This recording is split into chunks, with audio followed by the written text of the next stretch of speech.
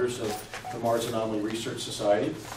Mars was founded as a nonprofit organization in 2009 by myself and Judge Alfred Lambermont Weber, the distinguished figure in exopolitics and war crimes, judge and scholar of many subjects, really one of the most distinguished public intellectuals of our time, I believe.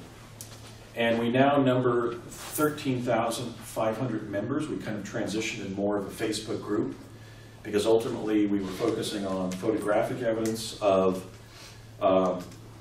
biological beings, ancient artifacts, structures, and primarily statues. There's a lot of statues on Mars on Facebook, so we kind of evolved from a nonprofit more into a web-based research enterprise. This is our 6th annual conference under the auspices of Louis Michael Reinhardt, and I'd like us now to put our hands together and thank Mike for contributions over now many years. We would not be here were it not for Louis's dedication to our cause, and we thank him from the bottom of our hearts. Thank you.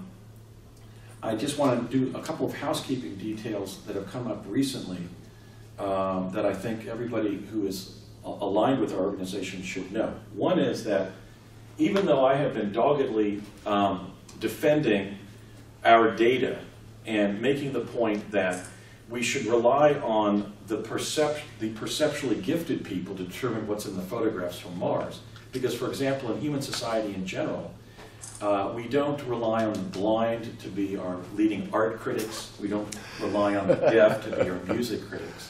So why should we rely on the opinions of the non-seers, of those with low perceptual quotients, to tell us what's not on a planet that is obviously teeming with ancient artifacts and with some biological beings as well? Bingo. So I've been defending that really since our founding, which was immediately after the publication in 2008 of my paper, The Discovery of Life on Mars, which was the first work of literature on Earth to prove that Mars is inhabited and to contain photographs of humanoids and other animal life forms on another planet. And then after that we founded Mars, and we went into several years of arm wrestling with the cynics and critics who prove nothing but deny everything.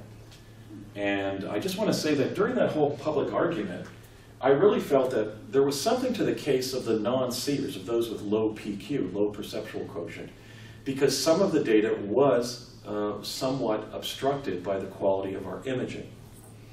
Now, the actual backstory of this vast public enterprise that has now emerged, well, there's several important elements of the backstory. One is that as a result of the advent of time travel by 1970, in fall of 1971, my late father, Raymond F. Basiago, who was one of the project principals on DARPA's Project Pegasus, he was essentially one of the leaders or experts in the United States on the theory and practice of Tesla teleportation.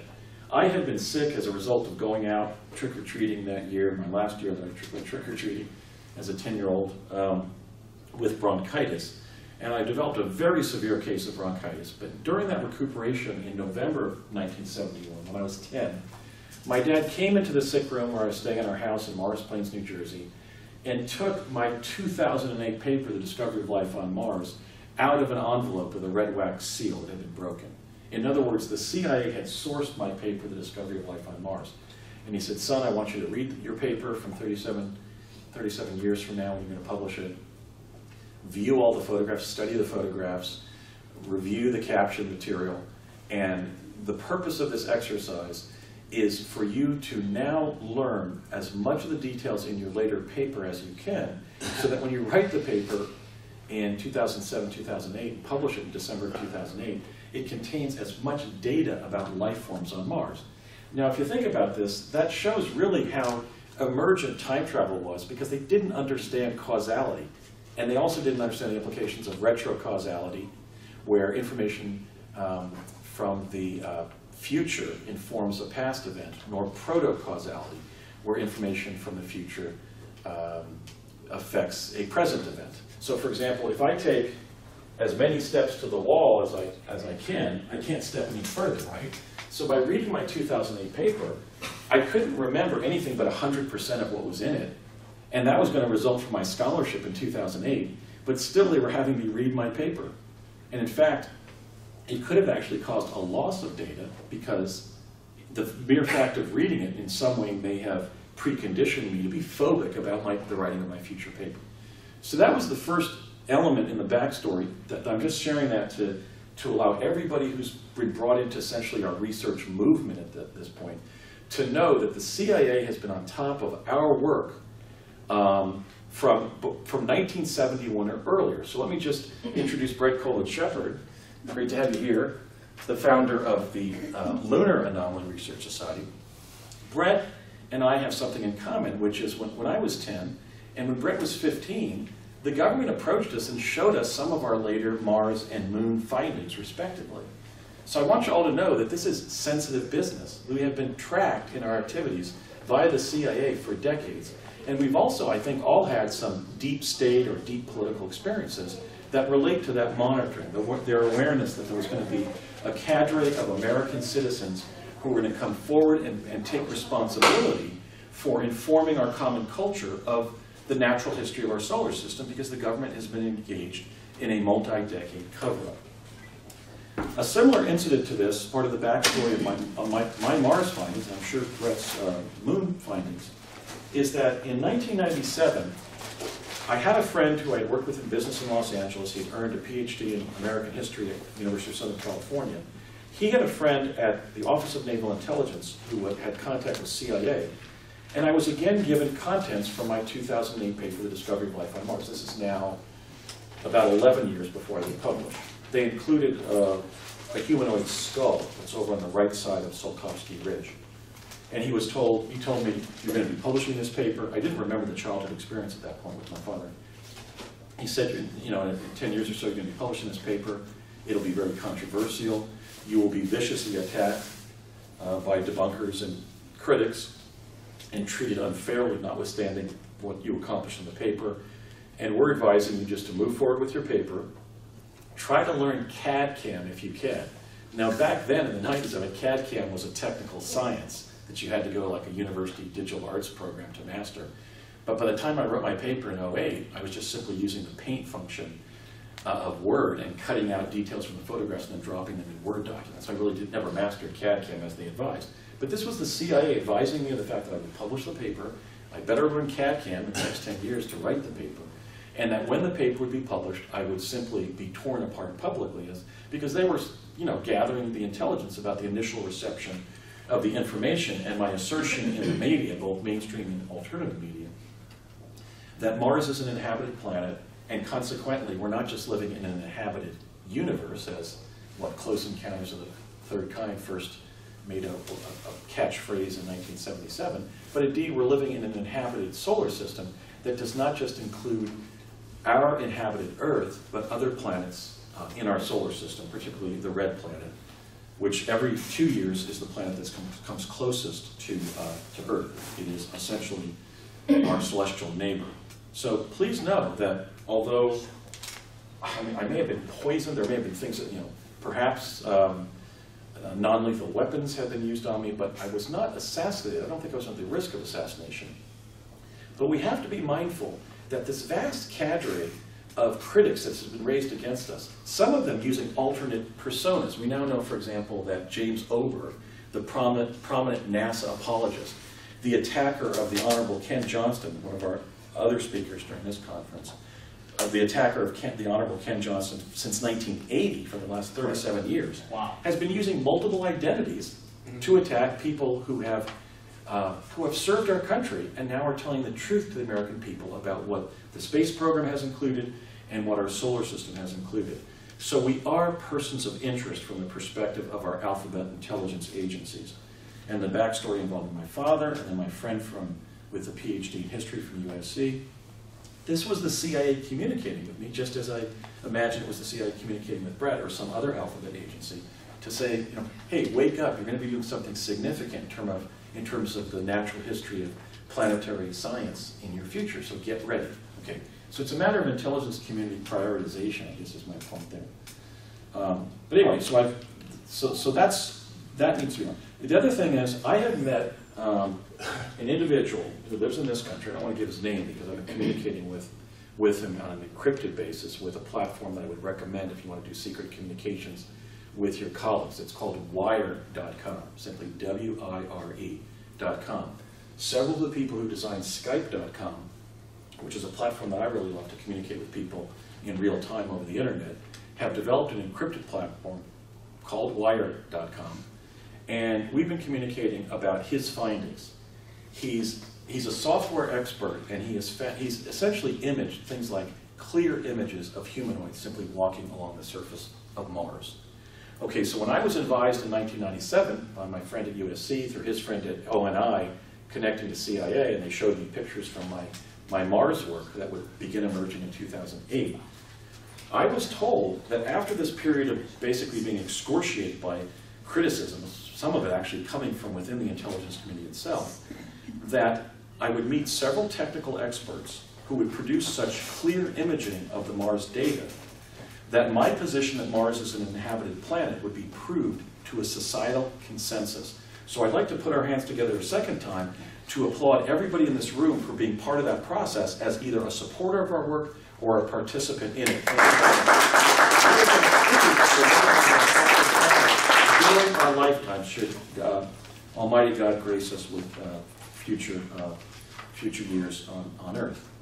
But I hope that we all see that. It could be 2 years from now, it might be 10, but know that that first technical expert has entered my life as was predicted by CIA in 1997-98 timeframe. Let's see what else. Oh, now he also says that what he did was very intelligent. I would urge a lot of thought about how we go about our research. Try to start thinking, well, if I do this first, how will that play off of this information? What he did was he interviewed some of the self-proclaimed Mars visitors, including myself, Bernard Mendez, who was kind of a defense community, sort of the Indiana Jones of ET liaison, and also one of the Mars jumpers. I was trained with Bernard Mendez and others in summer of 1980 at College of the Siskiyous in Weed, California, to go to Mars, which I went to about 40 times round trip between July of 1981 and May of 1984. But this individual, who again shall remain nameless for now, and who I shall continue to talk with on an encrypted basis to protect him and his findings, interviewed myself, Bernard Mendez, and William Whitecrow, who was my martial arts instructor in Project Pegasus in 1971-72, and who I met when he was a U.S. Army guard on Mars in sort of the 1982-83 timeframe. And he now states that as a result of the description of life forms on Mars given by myself and William Whitecrow, he is going to come forward publicly, show the data, things like clear images of humanoids on Mars and so forth, and declare that I have proven that Andrew D. Basiago and William Whitecrow were on Mars. Okay, so one of the very people who's going to show the proof of life on Mars went the extra mile, and he's now going to be able to show the proof of the fact that we could not be lying in our claims that we were there, because we described a bunch of stuff that he found that he didn't disclose to us when he interviewed us, or before he interviewed us. So we really have to think of the social science methodology that would be used by a brilliant scholar like my dear friend Dr. Sasha Lessin, PhD anthropology, UCLA, a student of a graduate student of Margaret Mead and Gregory Bateson and Stanislav Grof and Zachariah Sitchin, to really figure out how we piece our work together so that we really prove things to a, if not a legal certainty, a social science certainty. And that's another theme I'd briefly like to touch upon, which is we're not obligated to prove things to a scientific certainty. You can't, put something in an Erlenmeyer flask and watch it burn or something and prove that there's life on Mars. Nor are we held to different legal standards, like let's say the beyond a reasonable doubt standard of proving somebody's committed a felony. We are held to the social science standard of a Margaret Mead. I was on Samoa, and this is what I learned about Samoan incest taboos or marital rituals or whatever, okay? We are only held to the standard of, this is who I am, these are my credentials, these are my research activities, this is what I've examined, and this is what I've found. So we really have to turn the corner on all of those questionable challenges of our work, as if we have to literally, throw the dead body of a Martian on the table to be believed. We don't. Society doesn't work that way. Okay, so we don't have to be responsible for a scientific or a legal proof. Is there proof in our photographs? Well, look, if photographs of a bank robbery can be entered in if they're admissible as evidence in any court of law, and then even be challenged for not being of that day, or not showing what they say they show, not showing the alleged bank robber, not showing the defendant or defendants, then photographs can also be used as a form of proof in the court of public opinion. Really what we have to proffer are our photographs, and we have been. I mean, you know, I think most of us are sort of kind of, I mean, we have to come up with a new term for it. We're all kind of suffering from research fatigue because we haven't just proven our claim. We've proven it with flying colors. We've proven it in a patent way, in a way in which, you know, the jury would be out for 15 minutes to come in and say, yes, this cadre of researchers has proven that Mars is inhabited. I'm not being apologetic anymore. I like to say regarding both my time travel claims and my Mars research, look, you're a sovereign human being. If you choose not to believe me, you have the right to do so and make a gross error of judgment. Okay? You have the right not to believe me and make a gross error of judgment. I mean, we can't go around apologizing all the time because we're leading this movement. And you know what the analogy is really to what the politics of Europe were when Magellan and Coronado and Columbus and all the explorers were going out and coming back and saying, we didn't fall off the edge of the earth, we weren't eaten by sea dragons, and you know what, there's not only lands beyond the horizon, but they're inhabited with people who look this way, do this, have these kinds of artifacts, making these kinds of artifacts that we're bringing back. And you know, those are some of our ancestors. One of my ancestors, Francisco Albo, was on Magellan's circumnavigation of the world and came back and wrote the diary. He wrote the account of the journey. So I come from explorer stock on my Spanish-Italian side, on my mother's side. And after a while, those explorers stopped apologizing. They might have gotten in some fist fights in some taverns, you know, when they were told they hadn't sailed beyond the sun.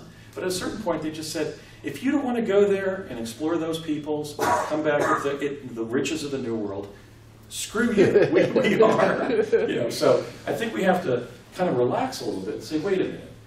You know, we're the champions. We're the ones who are exploring the New World.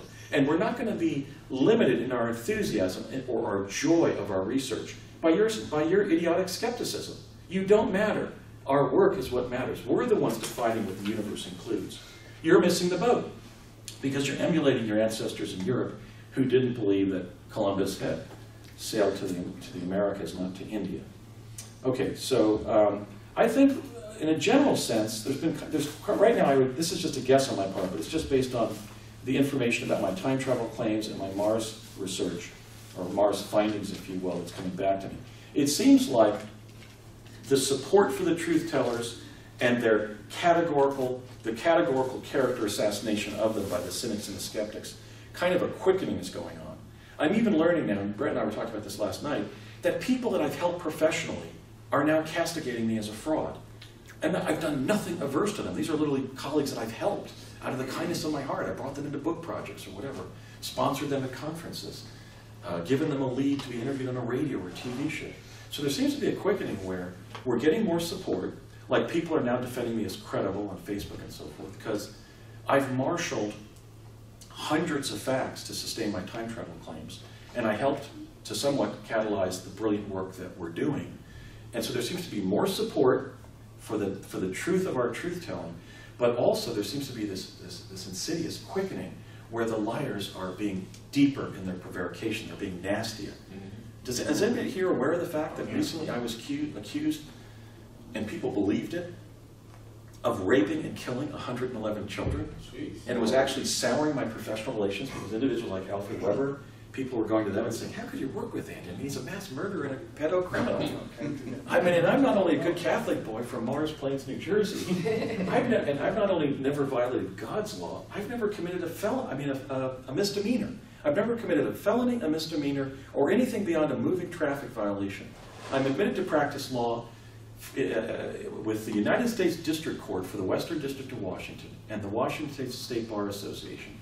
I have practiced for 20 years.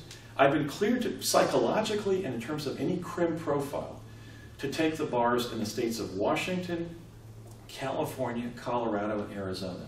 I'm happy to say I only passed the Washington bar. I got within a couple of percentage points. I was kind of exhausted, so I wasn't admitted in those states. But I was ethically screened for those states.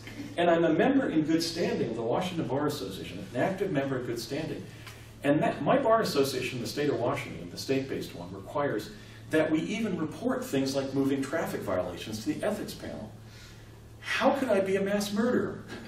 It's farcically absurd, and people were believing it. In other words, the point I'm making here is not to bemoan the fact that I've been subjected to the big lie, the Hitlerian technique, the Himmlerian or Goebbels technique of the big lie. But people were believing it, and I'm unlike them. I have to be ethically fit to practice my profession. That's kind of the zeitgeist of our time right now. Is there seems to be this quickening where the liars are going more deep in their dishonesty about truth tellers, and they're kind of revealing themselves. In many cases, I think they're actually showing that all along they've been government operatives, and also the support for our work and for our truthfulness seems to also be burgeoning. So I think that's ultimately a hopeful sign, because I kind of see that as kind of a fever that hopefully will end the madness of this blanket denunciation we've been getting for 10 years, despite the fact that we've been doing brilliant, significant work. So I think we can be hopeful about those trends. Okay, so he's going to come forward and show that data, and he's going to say, look, there is no way beyond the most advanced psychic performance that Andy and White Crow could have done what they did. They told me what I had in my research hopper before I even revealed it, and it was specific stuff, like the existence of the Plesiosaurus we've been finding. According to Bernard Mendez, the animal that's ubiquitous on Mars, that has basically the bulky body of a tortoise, a little tail like a tortoise, a long neck like a snake, and then a kind of a tapered horse-like head with teeth running all the way down its mouth and throat, is not only ubiquitous on Mars, but throughout the solar system, indeed the known universe. So this source, who's developed this material, who I believe is one of the ones predicted who would come forward and help us, has imaged multiple Plesiosaurs, and in fact he has one that looks like a carcass, maybe a statue, but I think it's actually a fossil, of almost sort of a Chinese dragon plesiosaur, where you can see the total outline of the form, as if it was fossilized after being buried in a mud flow on Mars. So Louis and I have agreed that we're going to be inviting that individual to one of our next conferences, maybe the next one next year, to present his material and then come forward publicly. Maybe we could invite White Crow as well, because he's corroborated our presence there. So that's a wonderful development. The other thing I want to say is, I've tried to use a Gandhian approach, a nonviolent approach to my critics, because I didn't want to come forward and say, look, I'm telling two amazing stories about time travel and life on Mars, indeed going to Mars, and impose on you the requirement that you believe me. That would be unreasonable. So working with Alfred, I decided as much as possible. I mean, I'm a proud person. You know, I have 6 post-secondary degrees.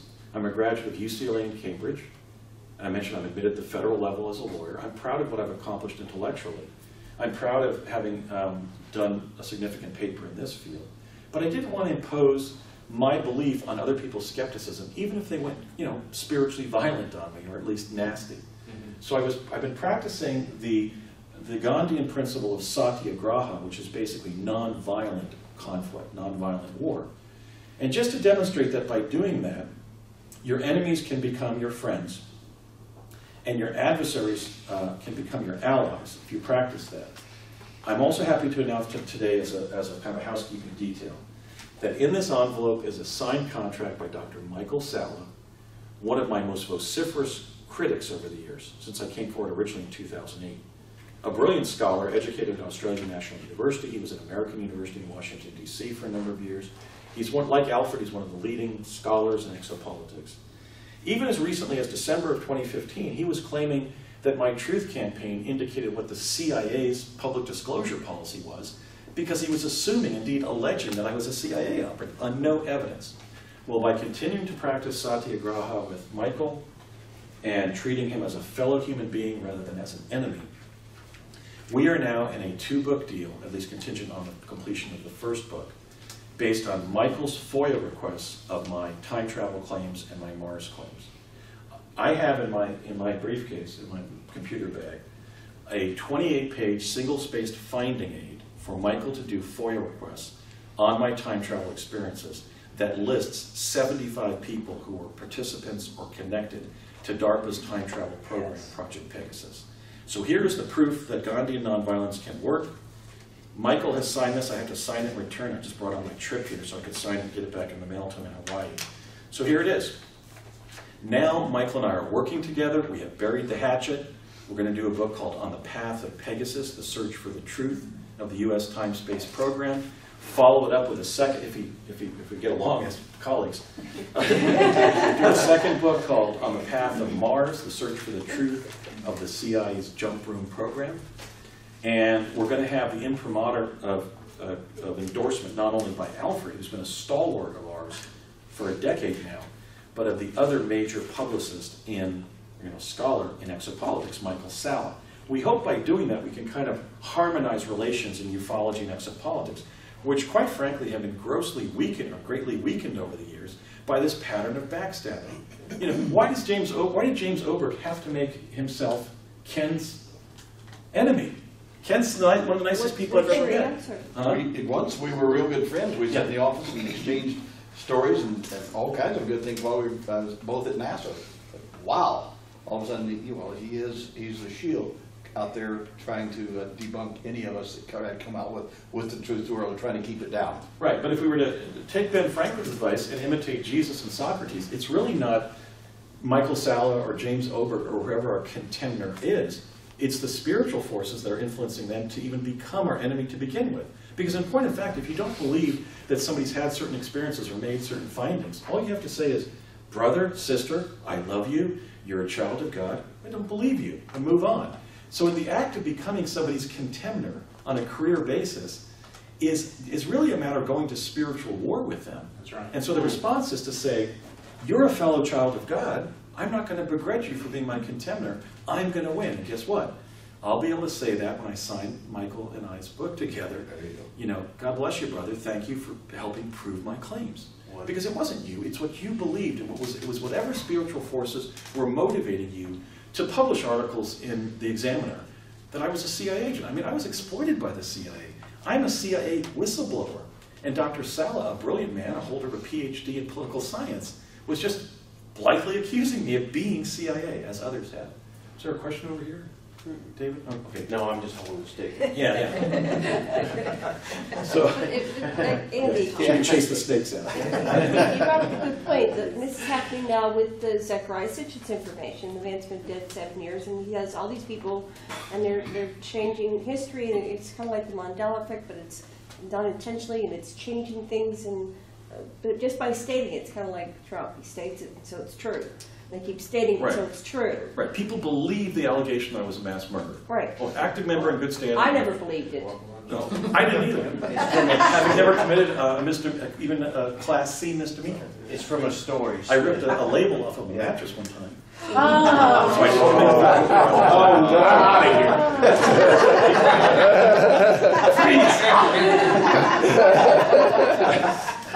But why do you think that happens over and over? What is that some kind of Illuminati agenda to just divide and conquer? I think some of it's based on egotism, and some of it's based on the critics and government operatives who have been tasked to use everything to discredit those who are opening up human awareness about the soul, the universe we live in. Because remember, the power elite is financially embedded in the noosphere, the informational environment that we've inherited. For example, you know what the greatest grossing investment vehicle for the British Crown is? It's Bible sales. Oh. So in other words, there are these political and financial ties to the old informational infrastructure of belief and knowledge. And so that trickles down into the governments who actually, I think it's pretty clear in our careers, we've been pretty much able to conclude without paranoia that some of these critics and cynics who just make stuff up about people they're either mind-controlled assets of the alphabet intelligence agencies, the military, and so forth, or they're trainees of them who are conscious disinformation agents that are tasked to knock down the people who are fostering human enlightenment about the true nature of history and the cosmos. I'm sure of it. I mean, some of it's been so textbook, it's been ridiculous. But then again, if I go around saying at every conference, I've got these government disinformationists on my side, well, that's kind of a cheap rationalization of my findings, right? Because then I'm saying, believe that I'm a victim, and therefore you should believe that that's a plesiosaur on Mars. See, there's that disconnect there. So again, that kind of obligates, or it makes the satyagraha approach the appropriate approach to just say, I'm going to sail right forward and stand in my truth. and not be intimidated by your attacks on me, because I know that my findings or my experiences are true, my experiences really happened, and there's nothing that you can say to ultimately disprove them. You're really just saying that you're disproving them, while all you're doing is really disagreeing with my claims. So here's a conduct example. I'm now collaborating with one of the leading scholars in exopolitics, who as recently as December of 2015, right when I was announcing my independent candidacy for president, which I did on Coast to Coast AM with George Norrie on December 19th of 2015, he is now my friend and collaborator, and so we're turning the tide on that kind of thing in the field. Let's give it up for I just saw him at Joan Ocean's in Hawaii, and we just had a wonderful conference with Joan. We were trading off ideas, and so Michael has moved to the Sensible Center of Exopolitics, and now we've got two people doing that kind of work, namely Alfred Weber and Michael Sala. Okay, so I'm in the contract with Sala. The finding aid is just incredible.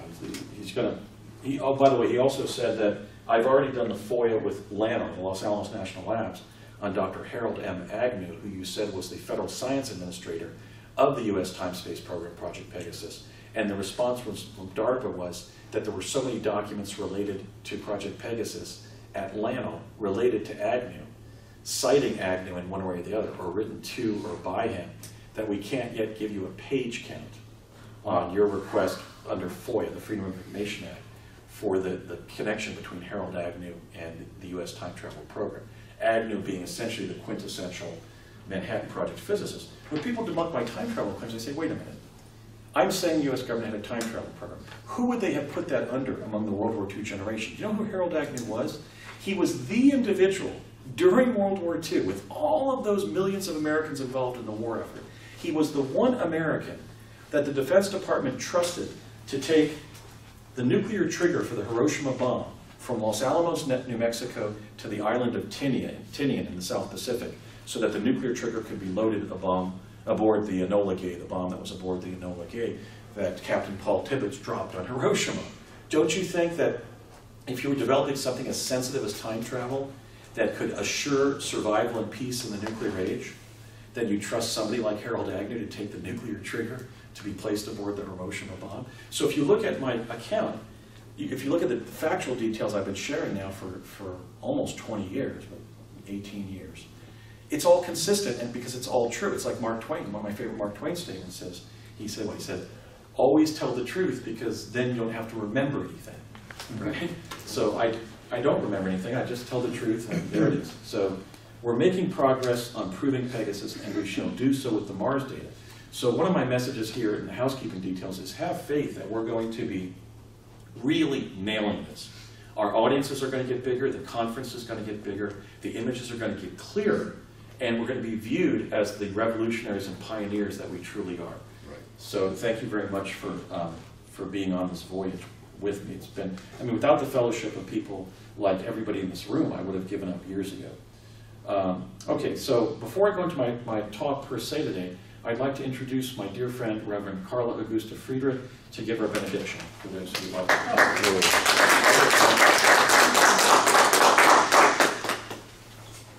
I thought I would give a short prayer. Okay. And, Karla, by the way, is a Swedenborgian minister.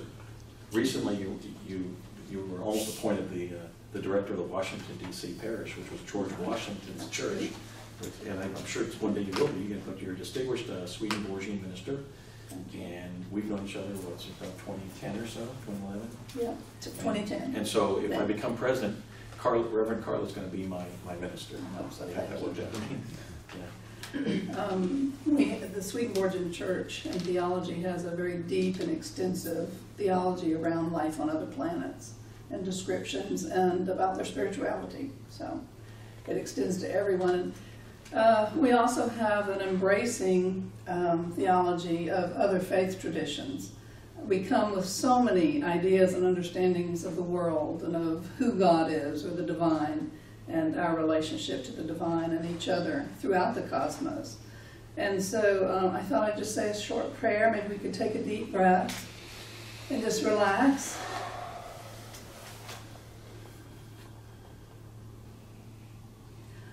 Almighty God, Prince of Peace, Redeemer and Regenerator of all your children, who blesses us and frees us from evil, who unites our will with your own and makes a one of sisterhood and brotherhood, who makes our humanity akin throughout the cosmos. Help us to surmount every barrier that separates us from the truth and our hoped-for future. Speed, speed the longed-for time and foretold in prophecies sublime. Remove the affliction of suppression and sorrow, the naysayers, the attackers and detractors, till at last we rise and span a firm and broad foundation, and we rise at last in justice and peace, in love and freedom, in innocence. Empower us to resist falsity and self-serving agendas. Help us to conquer love of gain and dominion, working against truth and disclosure. Bless each of these here and their courage, their confidence.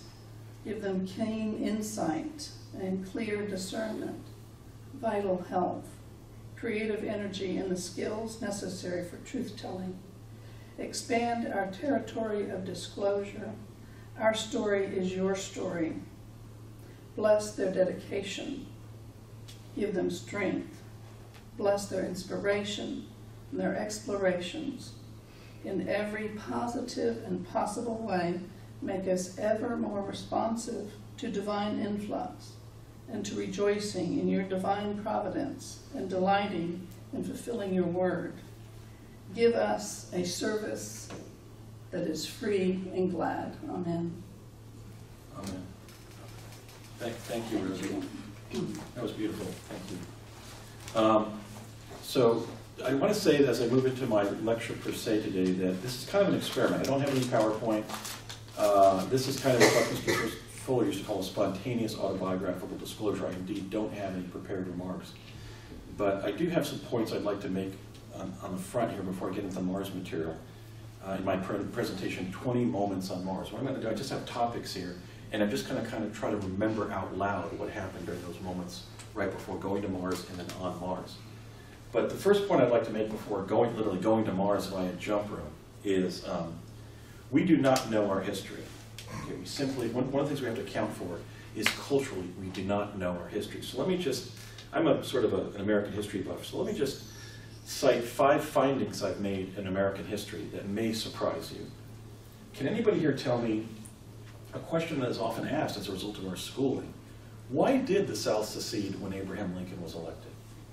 Right, Abraham Lincoln gets elected in the election of 1860. States' rights. Now there's theoretical approaches to states' rights, and there was definitely a states' rights debate, so I embrace that as a minor premise. So my point here is, like, when I was at Cambridge, I was asked by a German historian, why did the South secede when Lincoln was elected? Here's my position. I believe, and we weren't told this in our schooling, I think it's clear that despite his equivocation about slavery during his career, the major part of his career, by 1860, Abraham Lincoln was an abolitionist. He was the abolition candidate for president. And here on Ken and Rick Burns' The Civil War, we've got a distinguished Southern historian, Shelby Foote, saying, well, with Lincoln's election, the South realized that the tide was running against them. No. The election of Abraham Lincoln was a galvanizing moment in which the abolition cause became the cause of the Republican candidate for president. If that was not the case, how could Lincoln allow his campaign song, his official campaign song, a song called Lincoln and Liberty, written by the Hutchinson singers, the Hutchinson family singers of New Hampshire, the Granite State. How could he allow the song they wrote to become his principal campaign song? In one part of the lyrics read, success to the old-fashioned notion that men are created all free, and down with the day of the despot, wherever his stronghold may be. Let's raise the temple of freedom. That was, they were then building the Capitol Dome. Let's raise the temple of freedom and make it capacious within. So whoever shall seek shelter shall find it, whatever the hue of their skin. Wow. That was from Abraham Lincoln's official campaign song. It was an arch, in-your-face abolition message. We weren't taught that in school, were we? We were taught all this gobbledygook like, well, it kind of led to kind of a quickening of the abolition movement. The South got kind of intimidated by Lincoln. No. The candidacy of Lincoln was the elevation of the abolitionist cause to the presidential campaign. And here I was at Cambridge as an American lawyer talking to a German historian who could have told you who Lincoln's second vice president was, right? But I couldn't give him a clear answer, and I'm now somewhat embarrassed about that. But it's okay, so that's just one area. With arguably our greatest president, we don't even know that, by 1860 he was, and look what he did as president, not only the Emancipation Proclamation, but the 13th Amendment, which actually amended the Constitution to ban slavery and involuntary servitude. The historian John J. Chapman had said that slavery was the serpent coiled under the table at the Constitutional Convention. And here we have the president revising the Constitution to outlaw it. So make no mistake, while states' rights was a major dimension of the conflict between the North and the South, Lincoln was the abolition candidate for president, and that's been obscured. Let me try another one. Can anybody tell me who Mark Twain's father-in-law was? Here we have a room of 20 brilliant people, many with advanced degrees, college educated. Okay. When Mark Twain was 33, he came back from his sojourn in the Middle East, the trip that he wrote his great book, Innocents Abroad, about. And he was invited to the home of a man named Jervis Langdon. He had seen previously the photograph of Jervis Langdon's 22-year-old daughter, Olivia Langdon. And Twain said, Samuel Langhorne Clemens said, that's the woman I'm going to marry. So he hopped on the opportunity to have dinner at the Langdons. And they met and fell in love, and that became his wife and mother of his 4 children. Only one of whom, like Lincoln, survived beyond Twain's life, or into adulthood per se. The father of his bride was a man named Jervis Langdon. Pretty obscure name in American history. Can anybody tell me who Jervis Langdon was, the mentor and patron of? Okay, he was the mentor and patron, literally the financier and mentor of not an inconsiderable abolitionist by the name of Frederick Douglass. Oh boy. Now, we all read The Adventures of Huckleberry Finn in grade school, high school, and college, and so forth, but we weren't told that. We weren't told that Twain married into somebody who was literally in the Palmyra, New York, end stopping point of the Underground Railroad. He was the director of it. He was one of the most principal abolitionists in the country. So here we have Ernest Hemingway saying in his Nobel Prize for Literature speech that the moment in Huckleberry Finn where Huck decides to take his slave friend Jim up the Ohio into freedom rather than down the Mississippi back into slavery is the moment when American literature began. And we read that in our American literature courses in high school and college. And we were never told that Twain married into Jervis Langdon's household as the husband of his daughter, and that when he was writing Huckleberry Finn, can anybody tell me who his next door neighbor was? Harriet Beecher Stowe, the author of Uncle Tom's Cabin. Okay, so if there's not a profound cover-up in this country, how can we all have gone through school and not learned what family Mark Twain married into? Okay, here's one. We've all heard of the Roswell Incident of 1947. Indeed, we're ufological gathering to some extent, to some limited extent maybe. Can anybody tell me about the Roswell Incident, not of 1947, but of the 1880s? Anybody want to take that? Just describe it briefly. Texas. Well, not the Aurora, Texas. That was 1897. Oh. No, there was one in Indiana in the 1880s, in which a extraterrestrial craft or interdimensional craft, as it were. I like to say we're not being visited by ETs in spaceships. We're being visited by IDs in time ships, interdimensionals in time ships, right? But one of these advanced crafts crashed into a train in Indiana, and that incident, that extraterrestrial incident, 60, 70 years before the Roswell incident, was investigated by a prominent American who was the son of a president, and he became the diplomat to the United Kingdom, to the Court of St. James, the American ambassador to the Court of St. James, and Secretary of State. Another name that we know from the Civil War era, Robert Todd Lincoln. Robert Todd Lincoln was the Stanton Friedman of his time. He investigated the Roswell incident in Indiana in the 1880s because he was so respected as a public servant who was the eldest son and a Harvard educator. Yeah, I'm from Indiana and I never heard that. Yeah. Here we have a Hoosier, and you don't know that there was a Roswell in your state and that Robert Todd Lincoln investigated. Wow. Okay, so again, my major premise here, my point is that we do not know our history. We just don't know it. Okay. Can anybody tell me what future president went on a great North American ape expedition to investigate Sasquatch, which as a naturalist he knew about it? Theodore Roosevelt. Theodore Roosevelt, 20 years before he became president.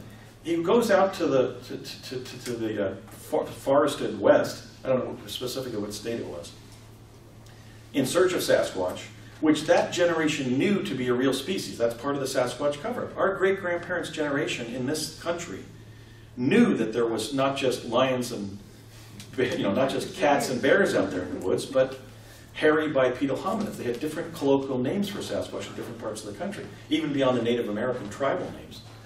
All of which show that the Sasquatch are humans, just as Melba Ketchum found. She found that the Sasquatch have the matrilineal DNA of us and the patrilineal DNA of an unknown primate. I had an encounter with an adult male and his son, Sasquatch, on the shores of Lake Sagadaga in the Adirondacks of New York State in 1966 as an almost 5-year-old. And when I came out of the bathroom and they had walked towards the outhouse and were kind of waiting for me, the father looked at me and looked at his son and went like this to me, like, meet my son. Okay, that's pretty advanced for an ape. They're human. They're an ethnic group of modern humans with some kind of different patrilineal input, and we don't know where. They may have been the precursors of us that were then genetically modified to be modern humans, or at least the latest version. Anyway, one of the members of Teddy Roosevelt's Sasquatch expedition went to relieve himself and peeing away from the campsite, and came back and actually scared a Sasquatch into the campfire.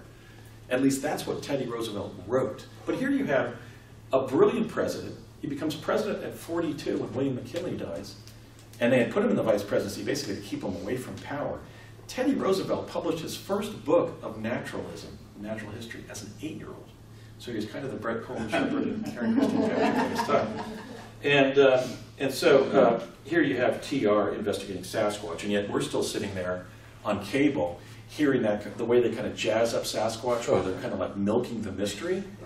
It wasn't a mystery to our great-grandparents' generation. It was just a known part of natural history. Okay, here's my last one. Can anybody tell me, one of my favorite public figures in U.S. history is Senator Robert F. Kennedy after his brother's death in 1963. He went from being vindictive Bobby as a young lawyer to being, I think, really a great American. Okay, can anybody tell me who his intended vice presidential candidate was prior to 1968, and as a result of assassination, this individual did not run as Robert F. Kennedy's running mate, vice presidential running mate, according to his brother, Senator Edward Kennedy.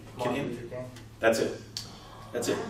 Here it is. Well, most of the people in this room were alive in 1968 or earlier, and none of us were told what Ted Kennedy revealed to others, and that is, prior to the assassination of Dr. King on April 4th of 1968, Robert Francis Kennedy was going to run with Dr. King for president and vice president. Imagine the transforming impact of that. So those are just 5 examples that we don't know our history. It's been kept back from us. So in our time, what are we looking at? We're looking at 2 major cover-ups. The first is the true technical history of the latter half of the 20th century. The other is the true natural history of the cosmos we inhabit. I'm fighting for disclosure on time travel, the emergence of time travel by 1970, and on the issues in natural history like the fact that Mars and the moon are inhabited, because I think that as a human right, as part of the common heritage of mankind, we have the right to know what our own civilization has developed, technically, so that as citizens and voters we can support the best available technology from the point of view of efficiency, energy savings, energy independence, environmental protection, social equity, prosperity planning, etc. We have a right to know the best technologies that have emerged secretly within things like the U.S. Defense Technical Community and the defense technical departments of other world governments, the Russians, the Chinese, the Indians, etc., the French, the British. Really what's emerging all over the world, including indigenous technologies that could actually be adapted to our population levels as well, which are abundant, and that we're going to be losing, like we're going to be losing biodiversity as we continue to destroy the rainforests and the people who live there and so forth. And then the other thing is, I think we have a right to know about the cosmos that we inhabit. We're citizens of the cosmos. How can we say that we have the right as a common culture to step out into space and explore and indeed possibly colonize other planets that are not inhabited, hopefully, but we don't have an obligation to tell everybody on the planet the nature of the cosmos we inhabit? That is totally unjust. I just cannot tolerate that. So those are the two major causes. So I salute, again, everybody in the room for working towards a major area in that second area of disclosure to reverse the situation where they're holding back the true nature of our cosmos. Okay, so that's what this lecture is in pursuit of, is the second cause. Actually, it's both, really, because I'm going to be sharing some technical details and some details of natural history about Mars. So I'm really furthering both of those ends by presenting today on a kind of a spontaneous basis my presentation, 20 Moments on Mars. And I'm going to say who was there so you kind of get a sense of who my companions were during each of these incidents. The first took place in summer 1970. My late father, Raymond Basiago, said to me at our home in Mars Plains, New Jersey, "Son, come on, we've got to go over to Curtis Wright." The Curtis Wright facility was over in Woodridge, New Jersey, about 15 minutes from our house. And when we got in my dad's Volkswagen, I said, "Are we jumping to New Mexico, Dad?" And he said, "No, son, there's some Martians over at Curtis Wright, and they want to meet you." And through the whole trip over there, I couldn't figure out what he meant. And he actually took his Volkswagen off the road and said, "Son, they're Martians, they're human beings just like us, but they're from Mars, not from Earth." And so we walked into this big hangar, and there was like a stage, like a loading dock. And over on the edge of the loading dock, there was a silver reverse teardrop-shaped craft that was about the size of, let me put it this way, it was smaller than a compact car. It was smaller than like a Toyota Camry or something.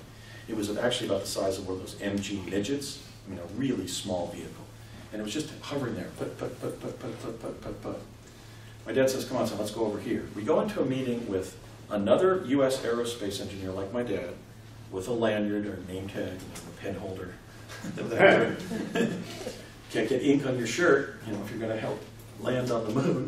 Okay, and there were 3 Martian astronauts. 2 of them were tall and muscular and kind of rugged men with bald heads, and one was kind of smaller and more scholarly looking. He looked kind of like Larry of the Three Stooges, Larry Neal, with brown hair and male pattern baldness, and was a little older, a little more hunched over, and looked more intelligent than sort of muscular, athletic. And they're standing there, and the scholarly one looks at me and says, "Rather a handsome lad." And they're speaking perfectly unaccented American English. And they then got up, and the 3 of them walked past my dad as we're kind of walking out of this ready room where they were like drinking coffee out of styrofoam cups, just like before you open the space shuttle, let's say.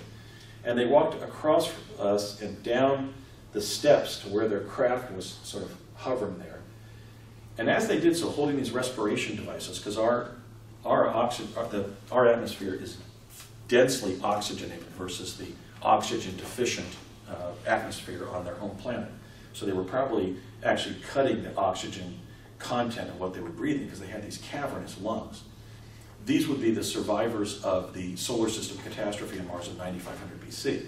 These were the descendants of our Earthling ancestors on Mars who survived that cataclysm and were strong enough and smart enough to dig their way out and survive a situation that caused massive flooding all over Mars. Richard Hogan is correct when he says Mars is a vast muddy wasteland, but then he's incorrect when he says that that's all it is. It's a vast muddy wasteland that became a desert planet where both plant and animal life persisted, but in a very horizontal, flat context. So they walked past my dad, and the one in the end stopped and said, so think of, somebody vaguely looking like Jesse Ventura, maybe Patrick Stewart, kind of a rugged, handsome, bald guy, or even kind of homely, handsome, bald guy. And this is a direct quote. He said, "Ray, it was a privilege to come to your planet again and a pleasure to meet you again. I hope that we can meet again next time that I have the privilege to come to Earth."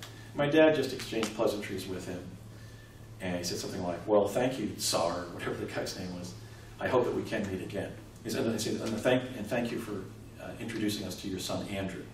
And then they got in the vehicle, they walked in, and they putted out of the hangar, and then the other aerospace engineer was standing over here and said to me, "Now watch this, Andrew."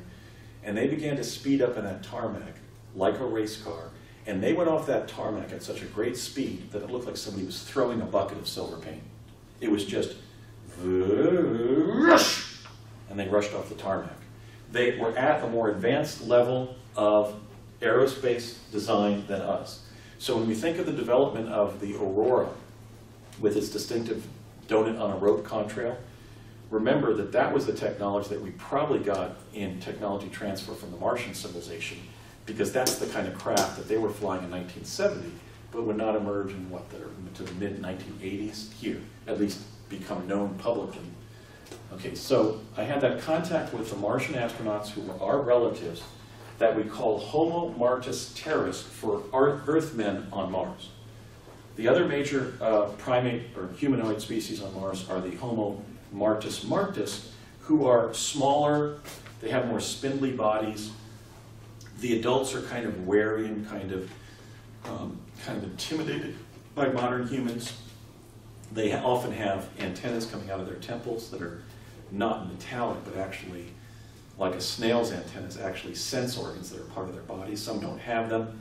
Some can, or they often do retract them, but they sort of come out of an aperture in the forehead, and they're like dual sensing devices. I guess probably sound and pressure, temperature, odor, something. I never found out what they sense with their antennae.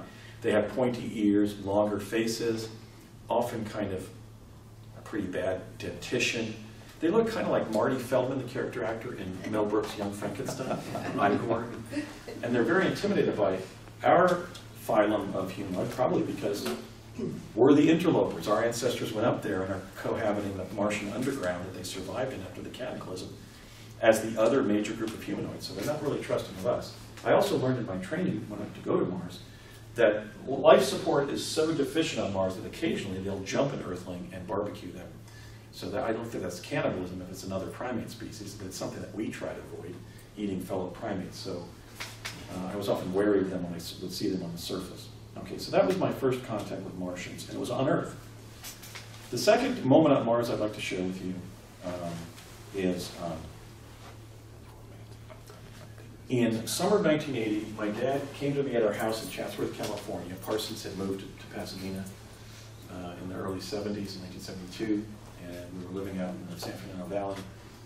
And he said, son, we're going to be going camping in mid-August, but it's just going to be you and your dear old dad, so get ready. And early one Saturday morning in mid-August, August 16th or 17th, around there, we loaded up the boat and we attached it to the pickup truck and we drove all the way up the I-5 corridor to the Mount Shasta area. And we camped at the campground on the northern shore of Lake Siskiyou.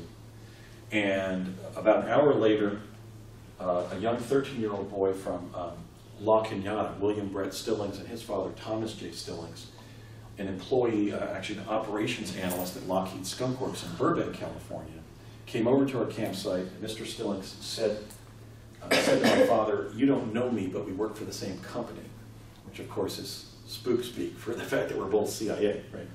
Because my dad had reporting requirements to CIA. In fact, when I did my time travel investigation, I was told that the CIA couldn't release information about living or deceased employees to family members. So that basically proved that my dad was in the CIA employee database, as Brett has told me that his father was as well. Mr. Stilling shows me this piece of metal and says, "Look at this, Andy," and puts it down about 3 inches from the ground. It was just hovering there. I've been saying reverse magnetic. It was actually single polarity, keeping this piece of metal hovering in resistance above the Earth. So I think some of the TR-3Bs or whatever are the craft that had been developed with this so-called boundary layer material. And then Tom Stilling said to my dad, "I don't have to show this to you, Ray, because you work with it." So now again we know the Parsons connection to advanced aerospace. At 1 o'clock on Sunday, the next day after we arrived, our fathers get up promptly at 1 o'clock and start, without saying anything, and start walking diagonally across the campsite. And Brett being 13 and I being 18, we skip ahead, in prime health and fitness. We run ahead of our dads and into the campsite that they were clearly going towards. And a man walks between his camper and his pickup truck. And Brett, being children of the 60s and growing up, as I did, with posters of NASA astronauts on the wall, a great pleasure and privilege for me to meet Ken as a civilian astronaut. That's a real thrill for me, Ken. somebody we recognize walks between the vehicles. Edwin Buzz Aldrin, the second man to land on the moon. And this is a direct quote. I have an eidetic memory, so this is exactly what Buzz said to Brett and I. He said, "Andy, Brett, pleased to meet you, boys. Well, let me tell you, you guys are going to be doing something that I did a few years back, and that's go off planet. And let me tell you, fellas, it's going to be the experience of a lifetime." Brett and I look at each other like, are we having like, did Dad put something in the breakfast this morning?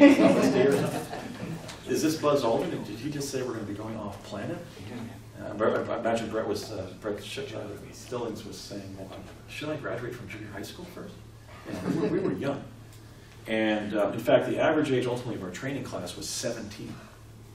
Barack Obama, myself, and William Cameron McCool, the later astronaut who would die as the pilot of the space shuttle Columbia upon re-entry into Earth's orbit on February 1st of 2003, were 19 when we started to be trained in summer of 1980. Regina Elvira Dugan, who had just entered Caltech the previous fall as a 16-year-old, who was destined to become the first American woman to direct DARPA, was 17 in summer of 80, and Brett was 13. So like Randy Kramer, the later Mars claimant, our average age was 17. So they had us meet Buzz Aldrin, I guess, to get our heads around the fact that if Buzz could go to the moon and come back, we could go to Mars and come back, and we shouldn't be intimidated. But let me just say, we had a discussion about this on the first day we arrived here. I don't believe we should be valorizing the experiences of astronauts when we're off planet.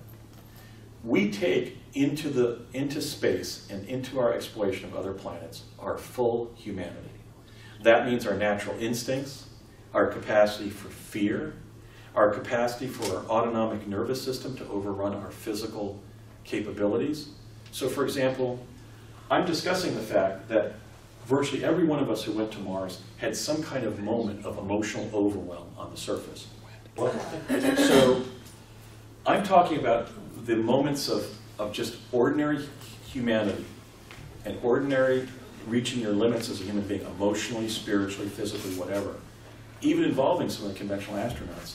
Because, look, we're the great-grandparents of the children and grandchildren who will be not just exploring our solar system, but literally inhabiting it.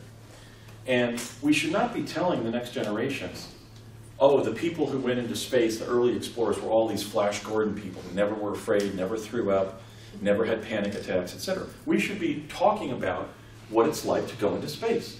How about the fact that Judy Resnick, who courageously lost her life in the Challenger explosion, had a moment of an existential panic attack on the previous mission where she had to be medicated and put in her sleeping bag for the rest of the mission because she had a massive existential panic attack doing something very human, leaving Mother Earth that her ancestors had inhabited for millennia.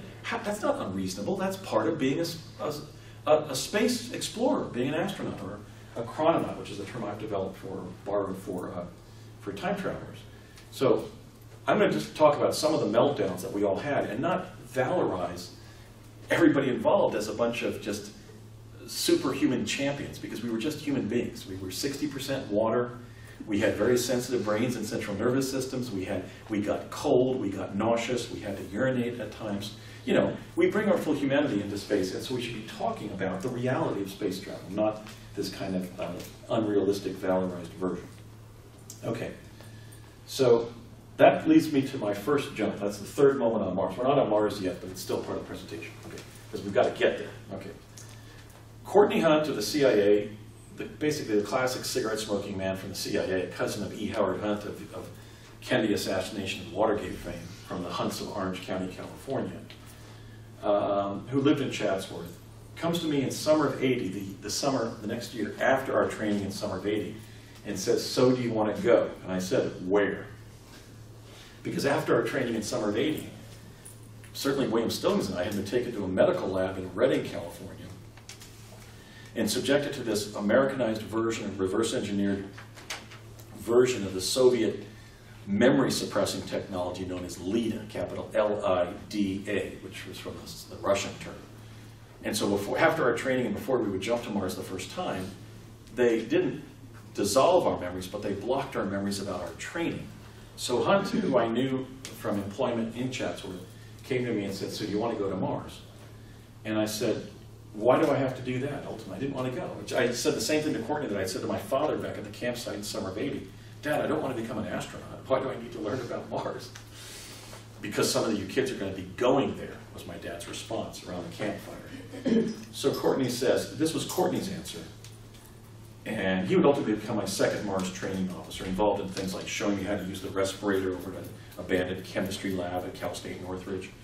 He said, because the survival of the human race on Earth depends on it. And I don't think he was saying that regarding my specific participation. I think he just meant, if young Americans like yourself don't want to become part of the secret space program, we're going to lose our human mission on this planet. So, and then when I asked him to explain that further, he described how Mars was going to become sort of an extraterrestrial defense platform protecting the Earth from all of the above, from hostile, potentially hostile ET visitors to the kind of asteroids that came into the solar system that the brilliant Graham Hancock writes about in his excellent work, The Mars Mystery, which I would recommend to everybody. So he was basically saying, look, if people like you, that he knew I had been trained, I had forgotten that I'd been trained the previous summer. If young Americans were not willing to go, we were at risk of losing our life on Earth, or at least human life on Earth. So my first jump, July 1981, I meet him at Mason and Devonshire Street in Chatsworth. That's a curious occult synchronicity. And he takes me in his little gray man car. You know, the CIA guys always drive like those junky old gray Volvos that aren't, you don't even forget it, you don't even remember it drove past you on the road. And he takes me to an office building at 999 North Sepulveda in El Segundo, California. If this were the Los Angeles International Airport, then that was north. Imperial Avenue east and west forms the southern border of LAX, and 99 North Sepulveda is right here, immediately south of the airport, at the intersection of Imperial Avenue and Sepulveda Boulevard. And I found in my investigation it was then owned and operated by Hughes Aircraft, which has its headquarters farther south into El Segundo. We park the car, and we walk into the building, and in those years, the 999 street address was in little metal letters under the awning of the central part of the building. And I'm pretty much freaking out. Again, here's the reality, the emotional reality of going into space. You know, they train them to get on the shuttle by smiling and doing all this, right? They even have sessions rehearsing that, but you're basically going, dear God, you know, I know I'm going to have like, a million miles between myself and my feet touching the Earth. You know, I was talking to people during the training in 1980. Do you realize that when we're there, the top of our heads are going to be up there? You know, there was a whole weird, deracinating idea of going into space and being so far away from Earth. But it was just total trepidation. I mean, I wasn't having a panic attack, but it was like, oh God, what have my father and the people at CIA got me into? They're sending me into space. I can't believe that. I didn't want to become an astronaut. That's what I told them. Okay. So I say, thanks, 999 North Sepulveda. So we go under the awning, I point up to the numbers, and I turn to Courtney and I go, great, Courtney, you're sending me to a friggin' another planet, and it's at the upside down version of 666. Right. Thanks a lot. Right. So we go into the main elevator, as we did for the remaining jumps for the next 3 or 4 years, in my case, 3 years. We go into the center of the building, up to the 5th floor, and we walk out of the elevator. And there's just this big marble room, like with one of those marble Fijian suite counters, and there's one guy from CIA there. Courtney says, this is Andy, he's one of the jumpers. I'm given this book, and Courtney says, well, this is what you have to provide before each jump. It was our name in writing, our signature, our date of birth, and our social security number. That was like you were signing in to indicate that you were going off planet. And we did that, and then we went up. So Courtney said, okay, Andy, the jump room is on the 8th floor. And I said, where on the 8th floor? And he said, which we hadn't even been told yet. This is my first jump. I'm literally leaving Earth. And he said, oh, the jump room is the elevator. And I said, Courtney, come on, this is some kind of really advanced snipe hunt, right? You're telling me the elevator is the jump room? I'm going to step in this elevator, go to the 8th floor, and I'm going to get out on Mars? Come on. I mean, the gig is up, man. This has been an elaborate joke, right? Is this some kind of behavioral study that my dad is working on for Parsons and you people at CIA? How are young Americans going to respond if they're told they've got to go to Mars in the elevator? Ha ha, very funny. So he says, no, Andy, it has a dual function. The elevator is the space elevator. You will go into that elevator, it will change configuration, and you will step out on Mars. And I said, come on, Courtney, you're shitting me. He goes, Andy, I'm telling you the truth. It's now time to go to Mars. So I get into the elevator.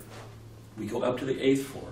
I had said it was the 8th and the top floor of that building before I even reconnoitered the building with like Bill Ryan and Carrie Cassidy at Project Camelot. We did the pilot for Project Camelot for True TV, standing outside of 99 North Sepulveda. I said, look, Carrie, you know, it's 8 stories, just I've been talking about for years before I actually reconnoitered the building myself, you know, in recent years.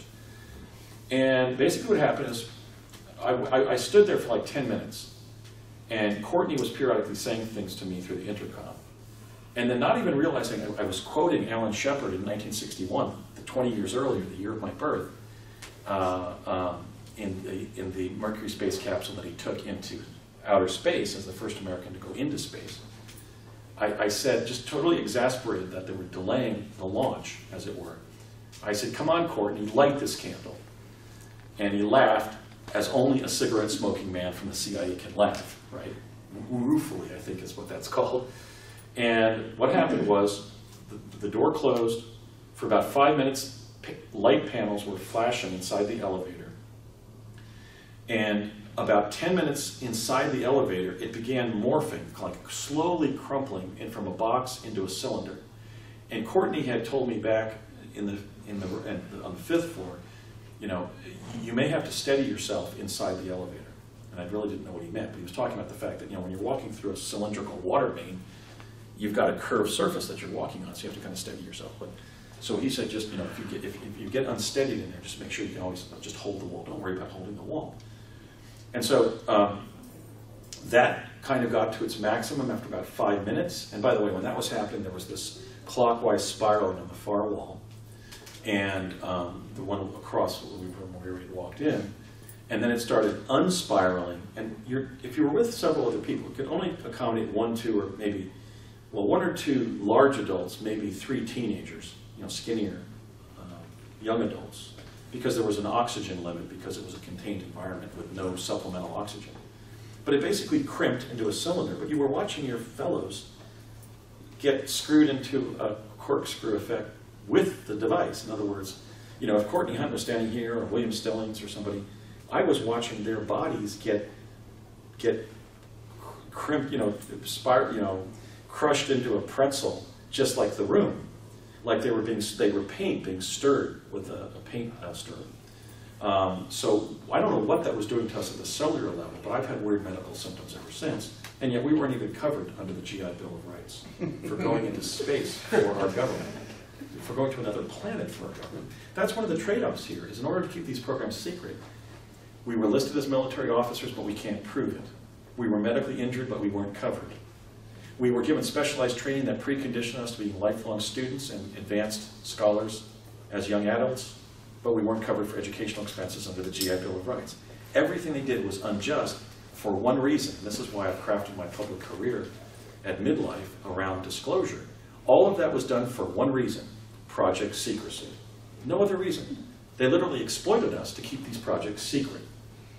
And as you'll see later in my talk today, there was a very wealthy benefactor or participant in this particular project. We should have been paid, but we weren't. Okay, so it writes itself back into a box. The far door opens up, we step out, and I encounter Mars. Here's what I can say about Mars. I knew I was on a desert planet. Most of the soil I could see around me was rust red. But then, and during later trips, there's other colored soils on Mars. Some of it is kind of a salmon-colored, kind of like a washed-out pod soil or clay that's been flooded. You get that kind of salmon pink. Some of the soil on Mars is kind of ochre-colored, like literally the oil paint ochre. Some is kind of brownish. Some looks like it contains some vegetative material. Okay, that's what the soils look like. There was anything from small grass to desert-like vegetation that you might find in the high desert of California, like out near Edwards Air Force Base, like little cactus and stuff in some locations. The thing I next noticed right away was that Mars smells. I don't know if it's all the iron oxide in the soils, but to me, Mars always smelled like burnt waffles. Remember those old waffle irons we had? You'd let it burn too long. the one that you waited too long for the red light, after the red light came on to lift the top of the wallflower. William Stillings, being more of a chemistry buff in childhood, believed that it smelled like burned nail polish remover, right? So it smells pretty bad. Now, the atmosphere possesses oxygen. Oxygen is a clear gas, and clear gases refract blue, and that's why the skies on our own planet are blue. Mars skies are blue. They're anything from like a whitish, washed out light blue, all the way to a fairly deep kind of baby boy blanket blue, but they do have blue skies. We could breathe. Now, I had the respirator that Courtney had showed me how to use over at Cal State Northridge. And after standing there for about 5 minutes looking around at like this, I had come out of a skull on the surface through the eye socket. I basically arrived in a sub-basement. It looked like this sort of the basement of a big modern baseball stadium, like the service basement at Dodger Stadium or something, with these different support struts. And I came out of I could see that when I came out of the elevator. There was a set of steps that went up to the back of the eye of a skull on the surface, and I just came out and stood there. And then I heard, I heard a Scirocco screaming in the distance. There's a lot of windstorms on Mars, very turbulent environment in terms of Scirocco's going through. I was in one of those at one point, and there were little rocks getting in my eyes and ears and mouth, little stones. I'm standing there and I hear fa-fum, fa-fum, fa-fum, fa-fum. So I thought, oh great, I'm going to be eaten. And it was a small earthling, a little short guy, maybe about, 4'10". And I started yelling to him, can I take my respirator off? And he's just laughing, smiling and laughing at me because he's not wearing his respirator. And then 2 more humans from the project come over to me. And one of them is a tall lady who starts smoking, even though it was deficient in oxygen. So it was enough oxygen to light her cigarette and for her to respirate even while smoking on the surface. She must have been a long-time smoker. But and I'm there for like 15 minutes, periodically going, can I take my mask off? And they're like falling over laughing because they don't have their masks on. I say, sure, take it off. And that was the last time I wore my respirator during about 40 round trips to Mars. So it has a breathable atmosphere. After about 40 minutes, I said, can I go back? Because I basically felt like I had been sucked into like a nightmarish environment, like during a nightmare. I mean, it was very trepidatious, if you will, to be standing there going, what the hell am I doing here? This is another planet. I didn't plan on becoming an astronaut. So it's very strange. Okay, so after about 50 minutes, he said, yeah, you can go back. And I sat inside the jump room for about 20 minutes. And I heard a voice that said, are you ready to return? And I looked up at the ceiling and said, yes, I'm ready to return. And then the process repeated itself. And I just walked out of the elevator at 999 North Sepulveda, the 8th floor of 999 North Sepulveda in El Segundo, California. That was my first jump. I don't think I impressed the program by being so uptight and not really exploring the environment around me. I really just was basically scared and was staying pretty close to the skull to be able to run back to the jump room. It was just basically instinct had overridden my curiosity. So the second jump, I went up with Courtney Hunt. I later found out it was a tradition to always let somebody jump by themselves because ultimately there would be times when you would have to jump alone. So you had kind of your maiden voyage was just like in the Navy where they throw you in the water if you can't swim. It was a tradition to have the person go up by themselves during the first jump. Second jump, August of 1981, I go up with Courtney. We come out of the same skull on the surface. We walk about a quarter of a mile to this stone cottage where not one of the visitors, but one of the settlers, a man named Howard, when we came into when we walked onto the curtilage of his property, this human grub hybrid, it was basically an adult male Caucasian with a bald head and muscular shoulders, just like the Earth-like Martians I had met 10 years previously, but with the lower anatomy of a grub, came bounding across the yard of this cottage, this stone cottage, at Courtney and I, kind of shouting and snarling at us like a dog at the same time, kind of like, and he was not an earthling. And one of the curious things I've discussed with this photo imaging guy who's going to be coming forward helping us really cinch the case is that if the life forms on Mars had evolved there, why are some of them so strange and non-adaptive, like the scorpion man? Or this guy, a half-modern human male and the lower extremity of a grub? Why would you put a human being with an opposable set of thumbs and arms and stuff on the lower body of like an inchworm? That doesn't make any sense at all. If you're going to give somebody's hands and arms, why not give them legs and feet too, right? So there's some maladaptive hybrids there that suggest that the hybridization on Mars occurred from some strange cause, like maybe during the Egyptian epoch, they mandated that hybrids would not be allowed to stay on Earth because they might reproduce, so they were quarantined on the red planet. Maybe the Nephilim genetically engineered them, but this is one of the things we're going to have to figure out. Where did the hybrids on Mars come from? Because some of them, like this guy, were grossly non-adaptive in their basic morphology as life forms.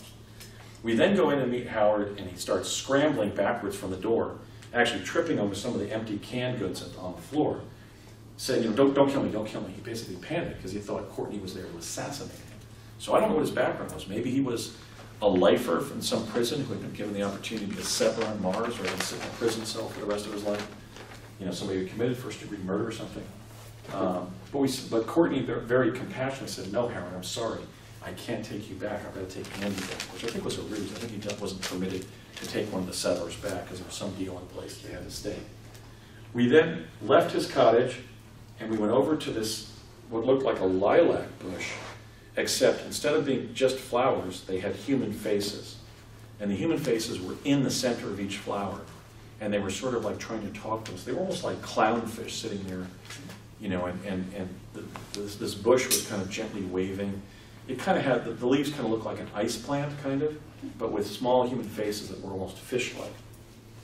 And we were just, gobsmacked, as the British say. We're just staring at this thing going, I can't believe I'm looking at a human flower hybrid. Okay.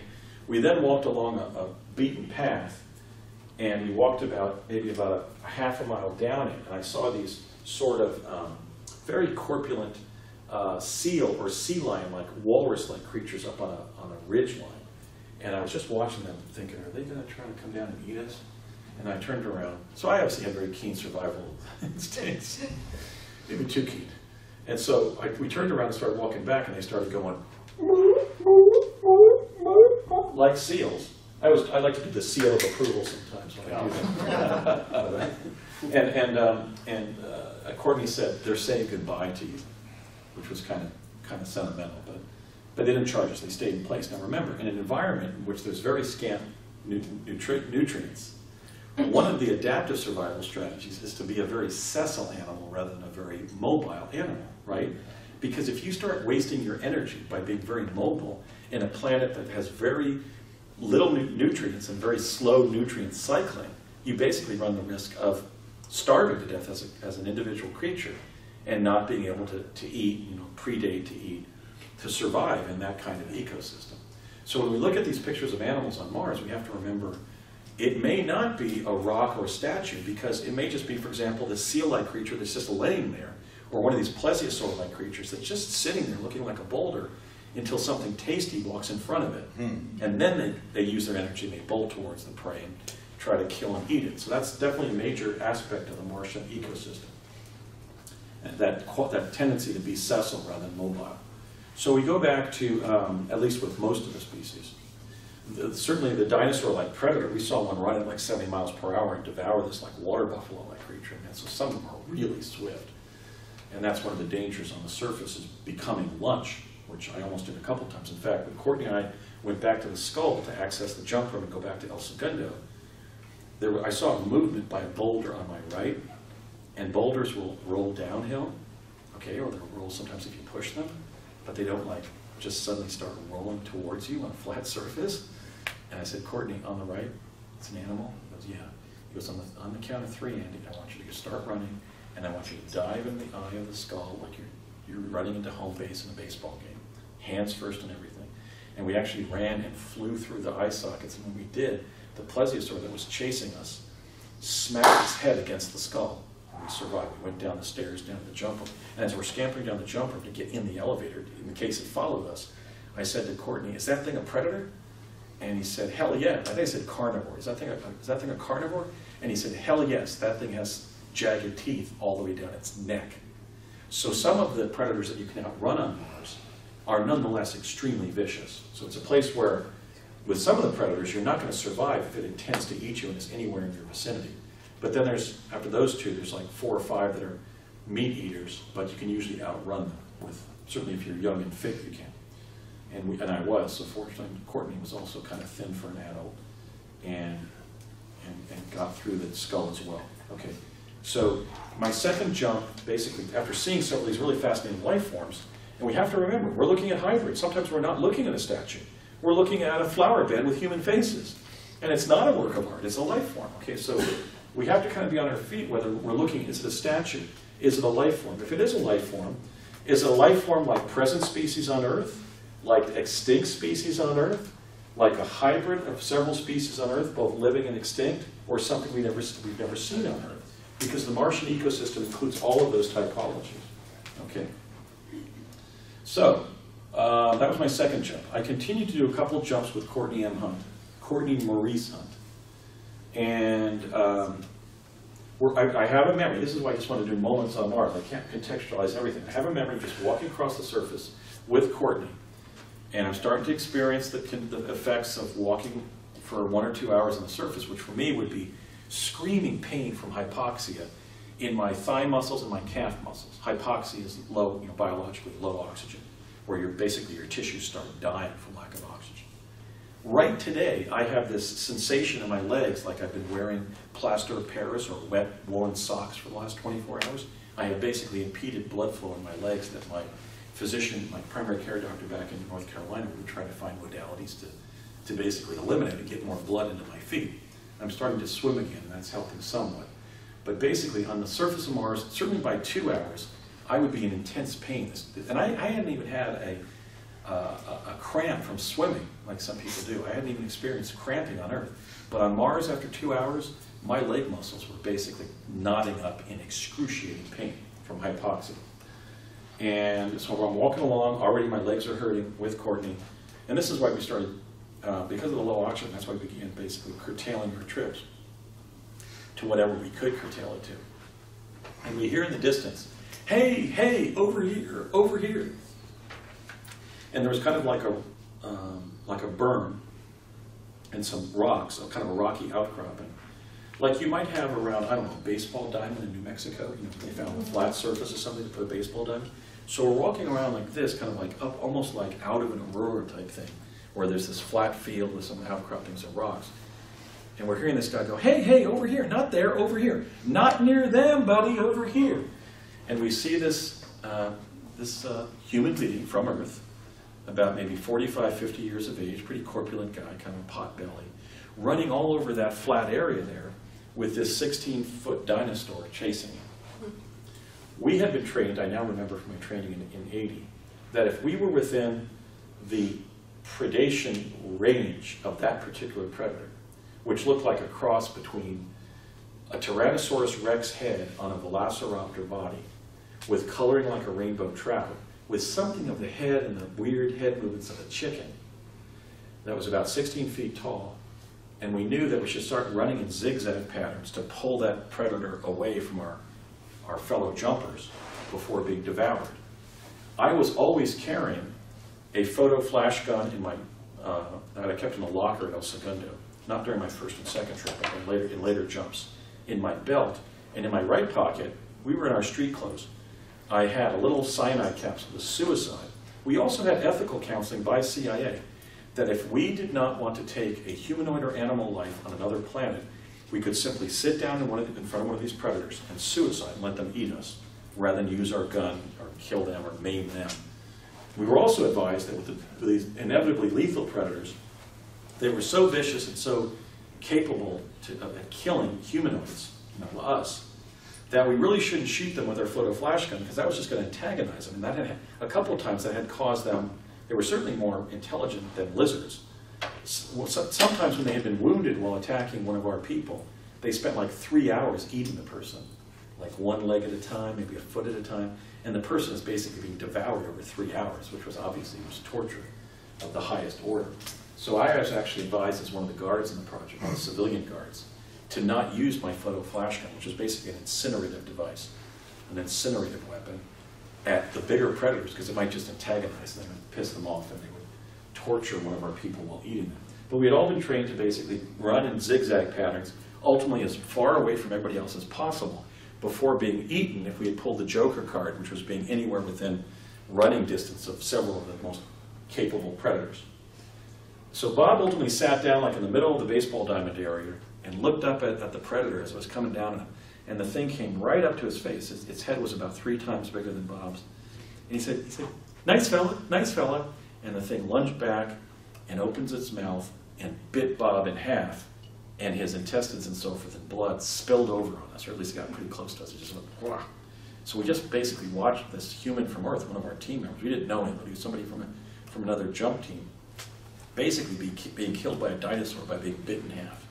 So all of us had moments of high terror like that where we were almost devoured, or we saw some of our personnel being devoured. So that was the first dinosaur attack. And then I'm standing there, and I think after biting Bob in half and gobbling up some of his entrails, Courtney and I are standing, there within, like I said, the splash range of the attack. Blood at our feet, maybe not all over us, but certainly Bob was sort of all over the place at this point. What was left of Bob?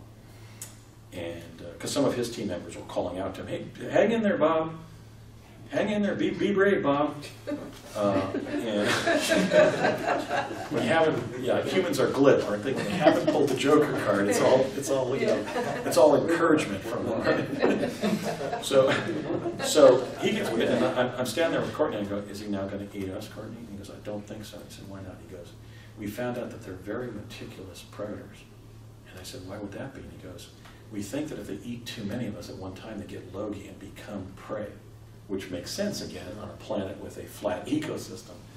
If you're doing nutrient cycling through rapacious carnivorous activity, if you overeat as one of those carnivores, you become lunch to one of the other predatory species. Okay, so that was the first dinosaur attack.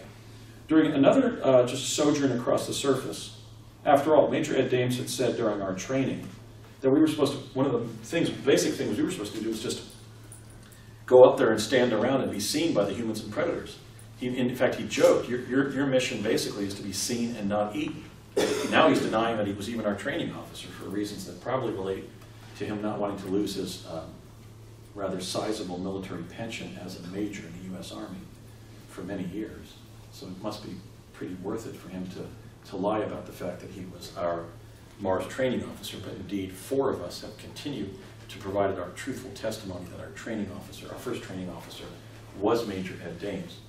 So there we are, trying to be seen and not eaten. And Courtney Hunt and I came out of the jump room that we called the corkscrew because of its conch shell shape. And we started walking, and then we bumped into something, and it was basically an invisible force field. And Courtney said, "We're fighting this sometimes, and we don't know where this is coming from."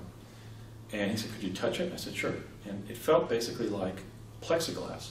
It's kind of like when you go up to like a like a racquetball court, and you press your hands on that thick glass, and it has a certain kind of resonance to it. But we couldn't see anything. And he says, we're not really sure about some of these technical things going on the surface. But then again, if the Martian humanoids that are related to us, who are from that civilization that dug out of the debris from the solar system catastrophe of 9500 BC, were 15 years ahead of us on basic spacecraft like the Aurora, why couldn't they be basically creating force field effects and so forth on the surface to keep us out of certain areas at certain times, or indeed to protect us? But we did encounter a force field on the surface. Then there was a time when I remember being on the surface with Courtney Hunt and my young fellow trainee, William Brett Stillings, who would courageously come forward as a whistleblower in 2010, after I came forward in 2009. I mentioned the Martian atmosphere being very deficient in oxygen, but I remember walking along next to Courtney Hunt with Brett over on his left side, and Brett asked a very intelligent question. Brett is a very genius person. He's a very intelligent man. And he said, "Courtney, why aren't we able to bound further?" Now, that was a good question, because if the mass of Mars is 40% the mass of Earth, the reciprocal on that, in terms of repulsion against gravity, is a scale of 2.5, right? I'm going to defer to Sasha's PhD level of quantitative analysis. That's correct, right? In other words, if an adult male human can maybe bound 3.5 or 4 feet like that in a kind of an accelerative step, at a differential of 2.5, with Mars being 40% the mass of Earth. If we assume arguendo that both planets are full of mass, that they're not hollow planets, then we should have been able to bound, 3.5 times the normal stride, right? Or no, excuse me, 2.5 times, which is 7.5. So we should, instead of making a 3-foot stride at 2.5, we should have been able to make a 7.5-foot stride. Did I get my arithmetic right on that? I think I did. Yeah, 3 times 2.5 would be the product. Okay. So Brett says, well, Courtney, why can't we bound 7 or 8 feet? And he says, we don't know. But we were not bounding 7 or 8 feet, like some of the lunar imagery where they're even though they've got a pack on that was 600 pounds or something, they were still jumping like the Energizer Bunny or whatever, a rabbit. We could only bound about, it felt like a little bit of suspension, greater suspension in the air, so it was more like 4 feet rather than 3.5 feet when we were doing that. So there was some kind of anomaly involving gravitation, and maybe later that will be seen as corroborative because we'll find out that Mars is basically hollow. In fact, we have a lead that that is in fact the case. So there's not or that the Earth is primarily hollow, or both. Anyway, so it's more like not the comparison between a full cantaloupe and a full orange, but between a cantaloupe rind and an orange peel. There's less of a differential if both are hollow planets or primarily hollow. But I would mark that fact as something that may be not a threat to validity, but something that show the validity of our account, that we were not striding as far as we should have been able to based on just a strict mass-based analysis of what should Martian gravity should have been. Okay, so then, again, I have a memory of going to the jump room, the corkscrew again. I'm walking out the front, kind of this shell-like or snail-like opening to this snail-like building. Maybe about the size of, I don't know, an insurance company building in Southern California. Not a very big building. But it was conch-shaped. I'm walking ahead of Courtney Hunt and William Stillings. I look up at the roof at the end of the snail-like opening that was the aperture for the structure. And I saw a gray ET-like, seemingly terrestrial creature, kind of like a cross between a gray ET and a lemur, up on the ceiling. And I said, I did exactly what our training had called for. I shouted in a loud staccato voice what the immediate threat was, what was immediately upon us. Now, this is the moment of training that I'm most proud of. In other words, of evincing my training. I yelled, "Court! Brett! A gray! On the roof! Observing us!" And Courtney, being the cigarette-smoking guy from the CIA who must have done some acid during his off-duty time, he could kind of go in this lackadaisical thing, almost like he was inebriated. But still, the menace of that Richard Helms face, right? That wrinkled face, the chronic cigarette smoking. He comes out of the jump room with Brett behind him, going, "What did you say?" I said there was a gray ET up on the roof. I'm going to show you guys, but he's gone. But now you know that he was up there. Okay, so that's one of the other humanoid species on the surface of Mars. That was either a gray ET from outer space, or wherever the grays are coming from, the moon, or whatever. Or it was some kind of hybrid between a gray ET and another primate, maybe, like I said, a lemur or something like that. Okay, now, as I was mentioning earlier, we all had our moments of breakdown. Brett's was the first. Courtney Hunt and I, again, this is Courtney, Brett, and I. It's like 1982, 83 time frame still. And Courtney and I come out of a jump room where there was that kind of Edwards Air Force Base, kind of like scrubby, high desert kind of small cactus-like vegetation, which is in some places on Mars. In fact, there's a green region on Mars that was featured in the September 1955 edition of National Geographic, where it's densely forest green. And that green area of Mars is about the size of the state of Texas. But we were never landed there. I guess maybe because there was too many life forms there to cope with, too dangerous. Probably because it was a forest, basically, or some big mold or moss colony or something. I'm not sure we even know what's there. Probably the trees are there. That explains that. Yeah. But Courtney and I come out of this particular jump room facility, and we're waiting for Brett to arrive, because with Courtney being, a 50-year-old adult, and me now being in my early 20s, that was about what you'd want to sustain inside the the jumper without running out of oxygen on the 20 minutes to Mars. But ultimately 8 minutes as Mars got closer to Earth during the period of my service till May of '84.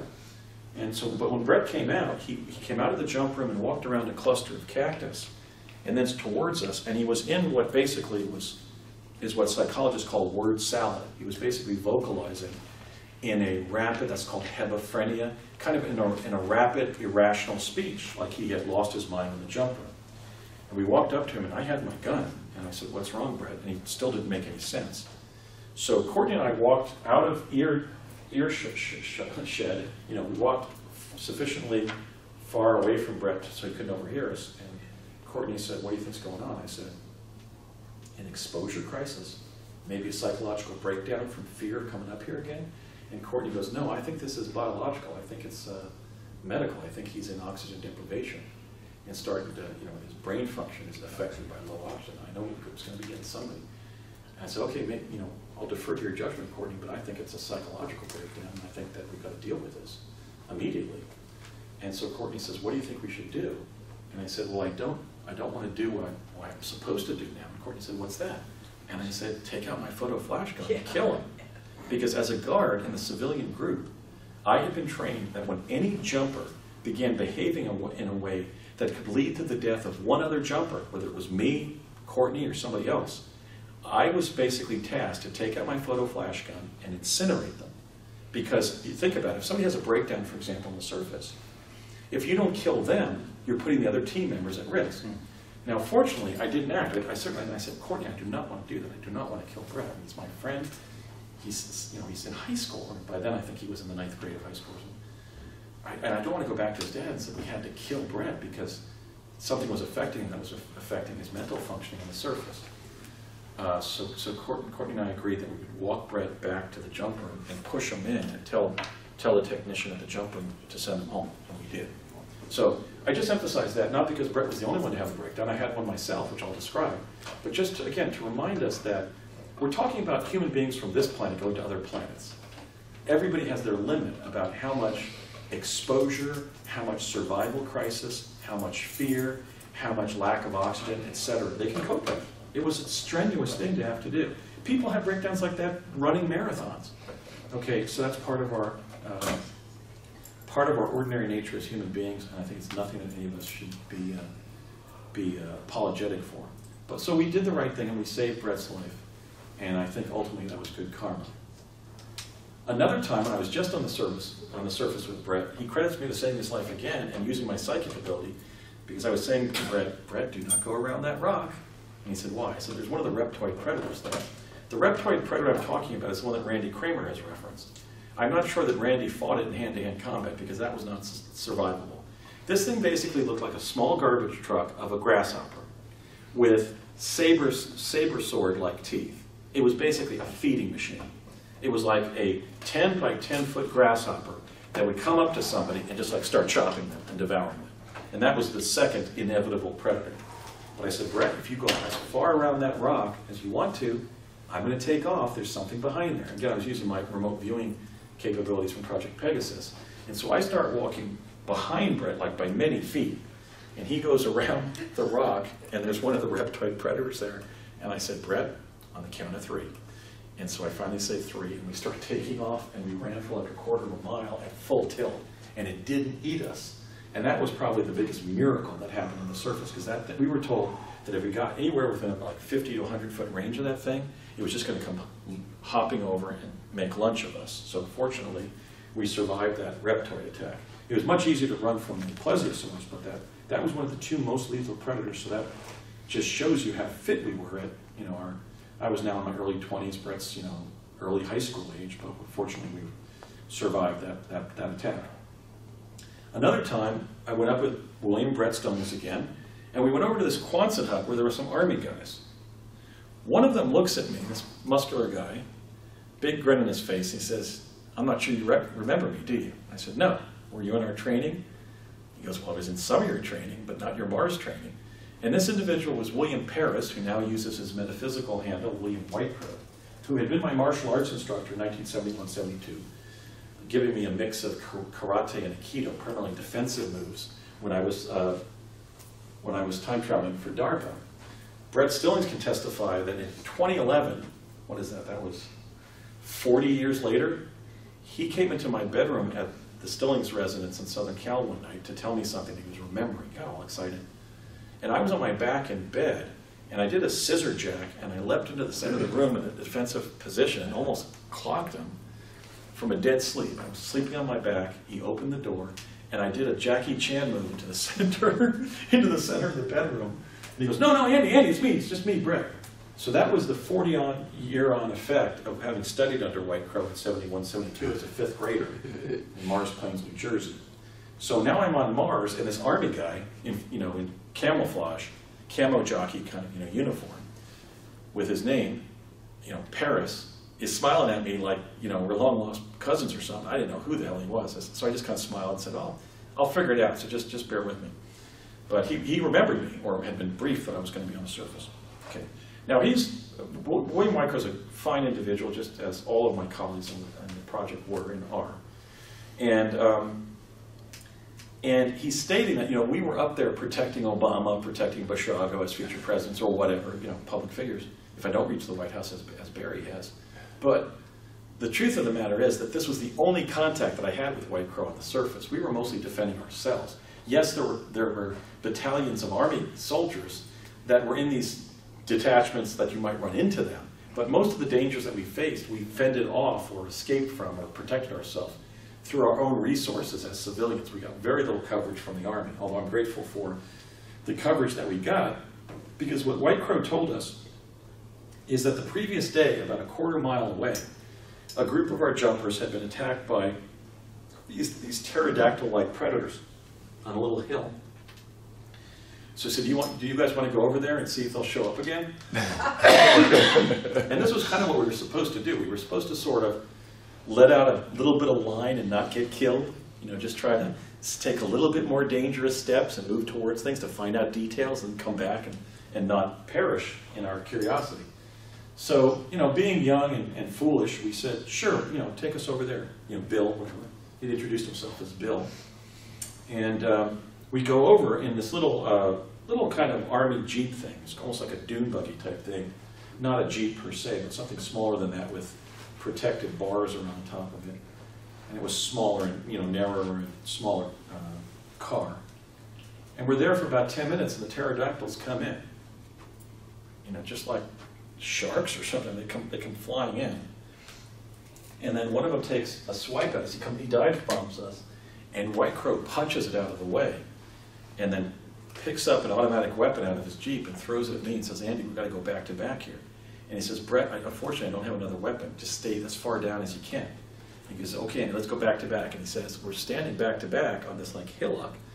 And he says, "Take aim at 15 feet, get ready to shoot at 10, and fire away at 5 feet. And if you get through, just smack them with your weapon." And we stood there for about a half hour, eyeballing these pterodactyls as they were circling around us and then dive bombing us to bite our heads off for 30 minutes, going, waiting for come in, and then, and fortunately we survived. We killed about 20 of them, and about 5 of them then flew off. Now, after then going back to El Segundo via jump room and meeting with Major Ed Dames and being debriefed about this pterodactyl attack, again, I was put in the Soviet Leda machines that afternoon when I was back at our house in Chatsworth, again out in Southern California. I was hearing like their vocalization as we were being attacked, like that kind of flying reptile sound that you see in science fiction movies, but I didn't know where they were from. So this was sort of the cognitive dissonance of what we were doing.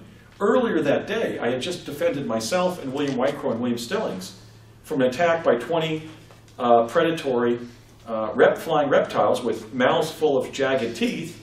But now I'm back home a couple hours later, and I'm just kind of hearing this tintinnabulation in my memory of "Coo, coo," like I had been in some kind of Halloween-type haunted castle or something.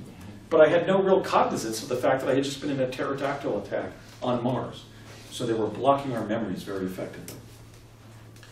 One time we had kind of a very interesting experience, but again, here's the fear factor and what we had been trained to kind of like let go as much as we could until we just had to literally go back to the jump room to save our lives.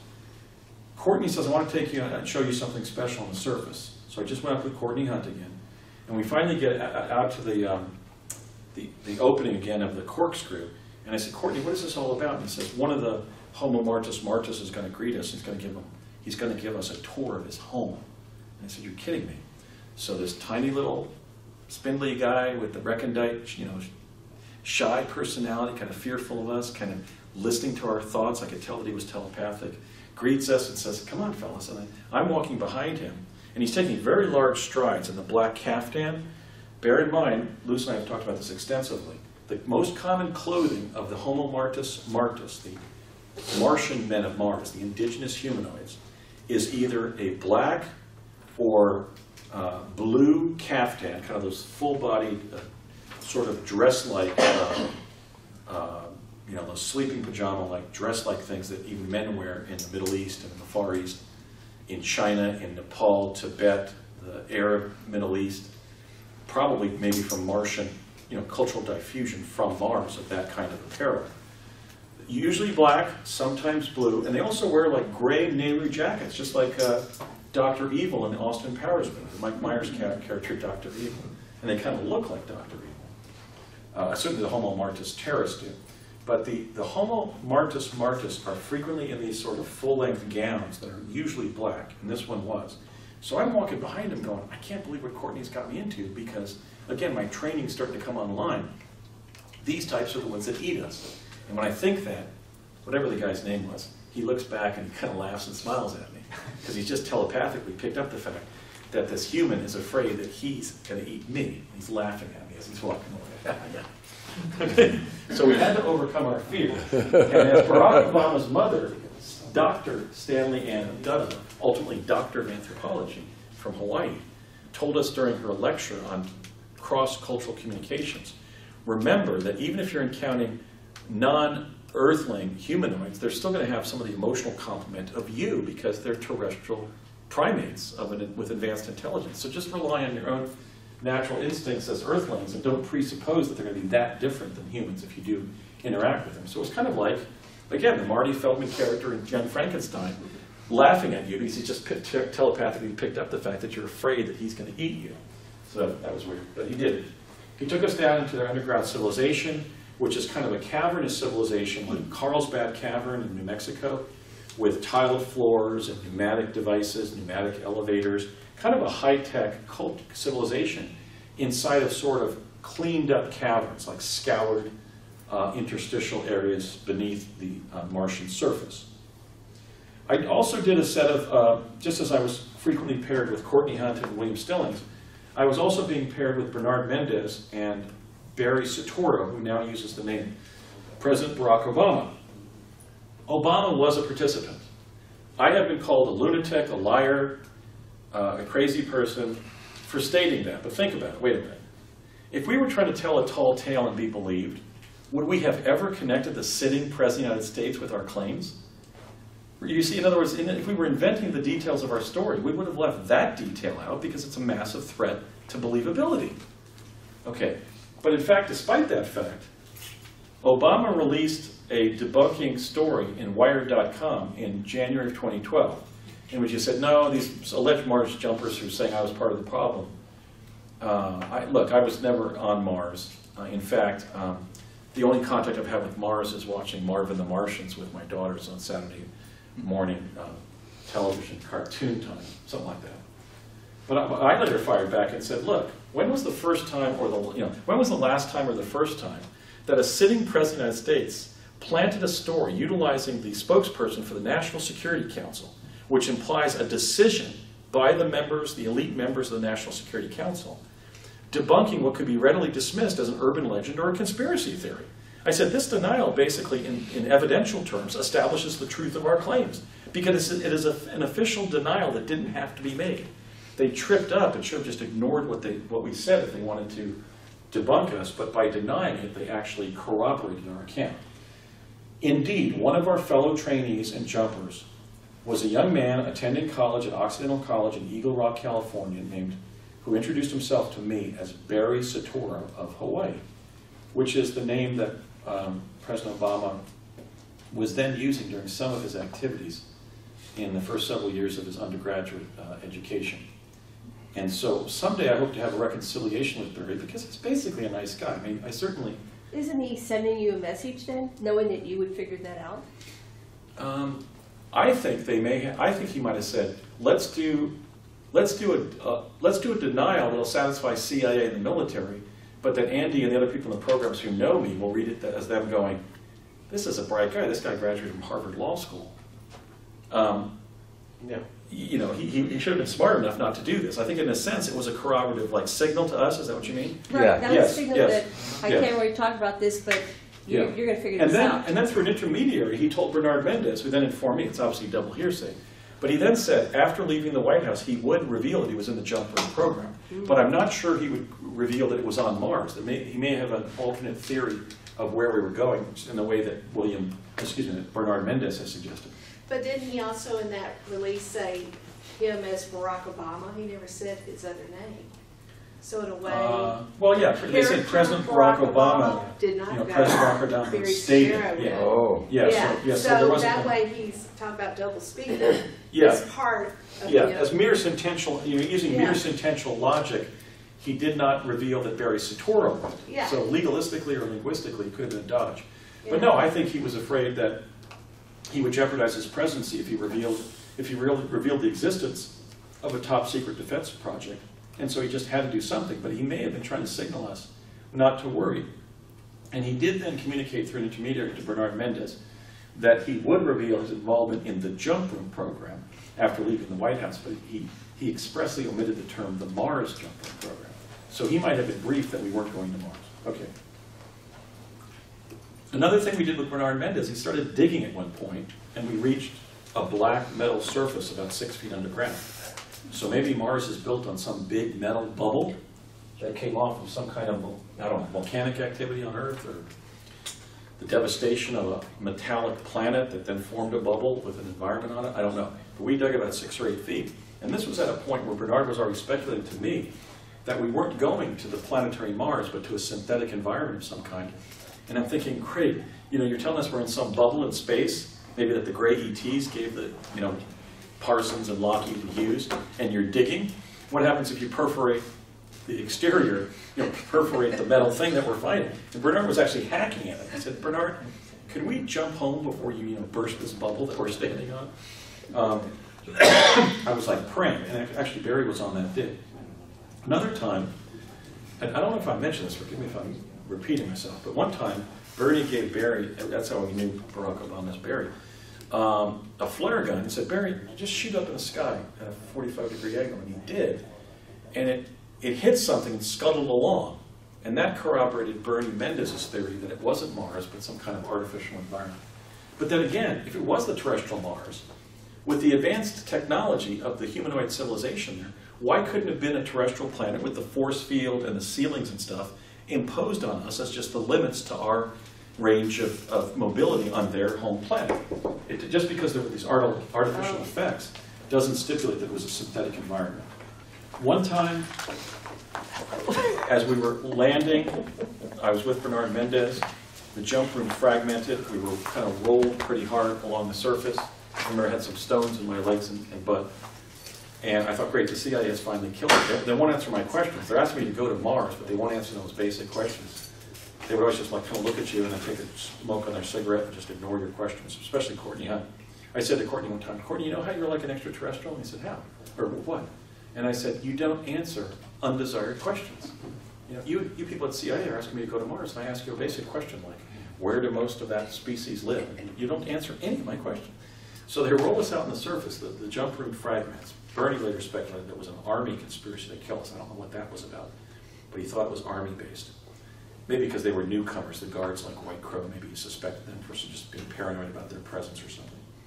Maybe he knew that the entire JFK assassination research community has been infiltrated by Army intelligence. That's what I was informed by attorney Vincent Bugliosi before his death a couple of years ago. So anyway, Bernie was suspicious that the Army intel or Army soldiers had sabotaged the jump room. So we're rolled out on the surface. I'm doing the Matt Damon and Private Ryan. I'm like freaking out at this point, like I'm at the end of my life, and I'm pulling out my hair.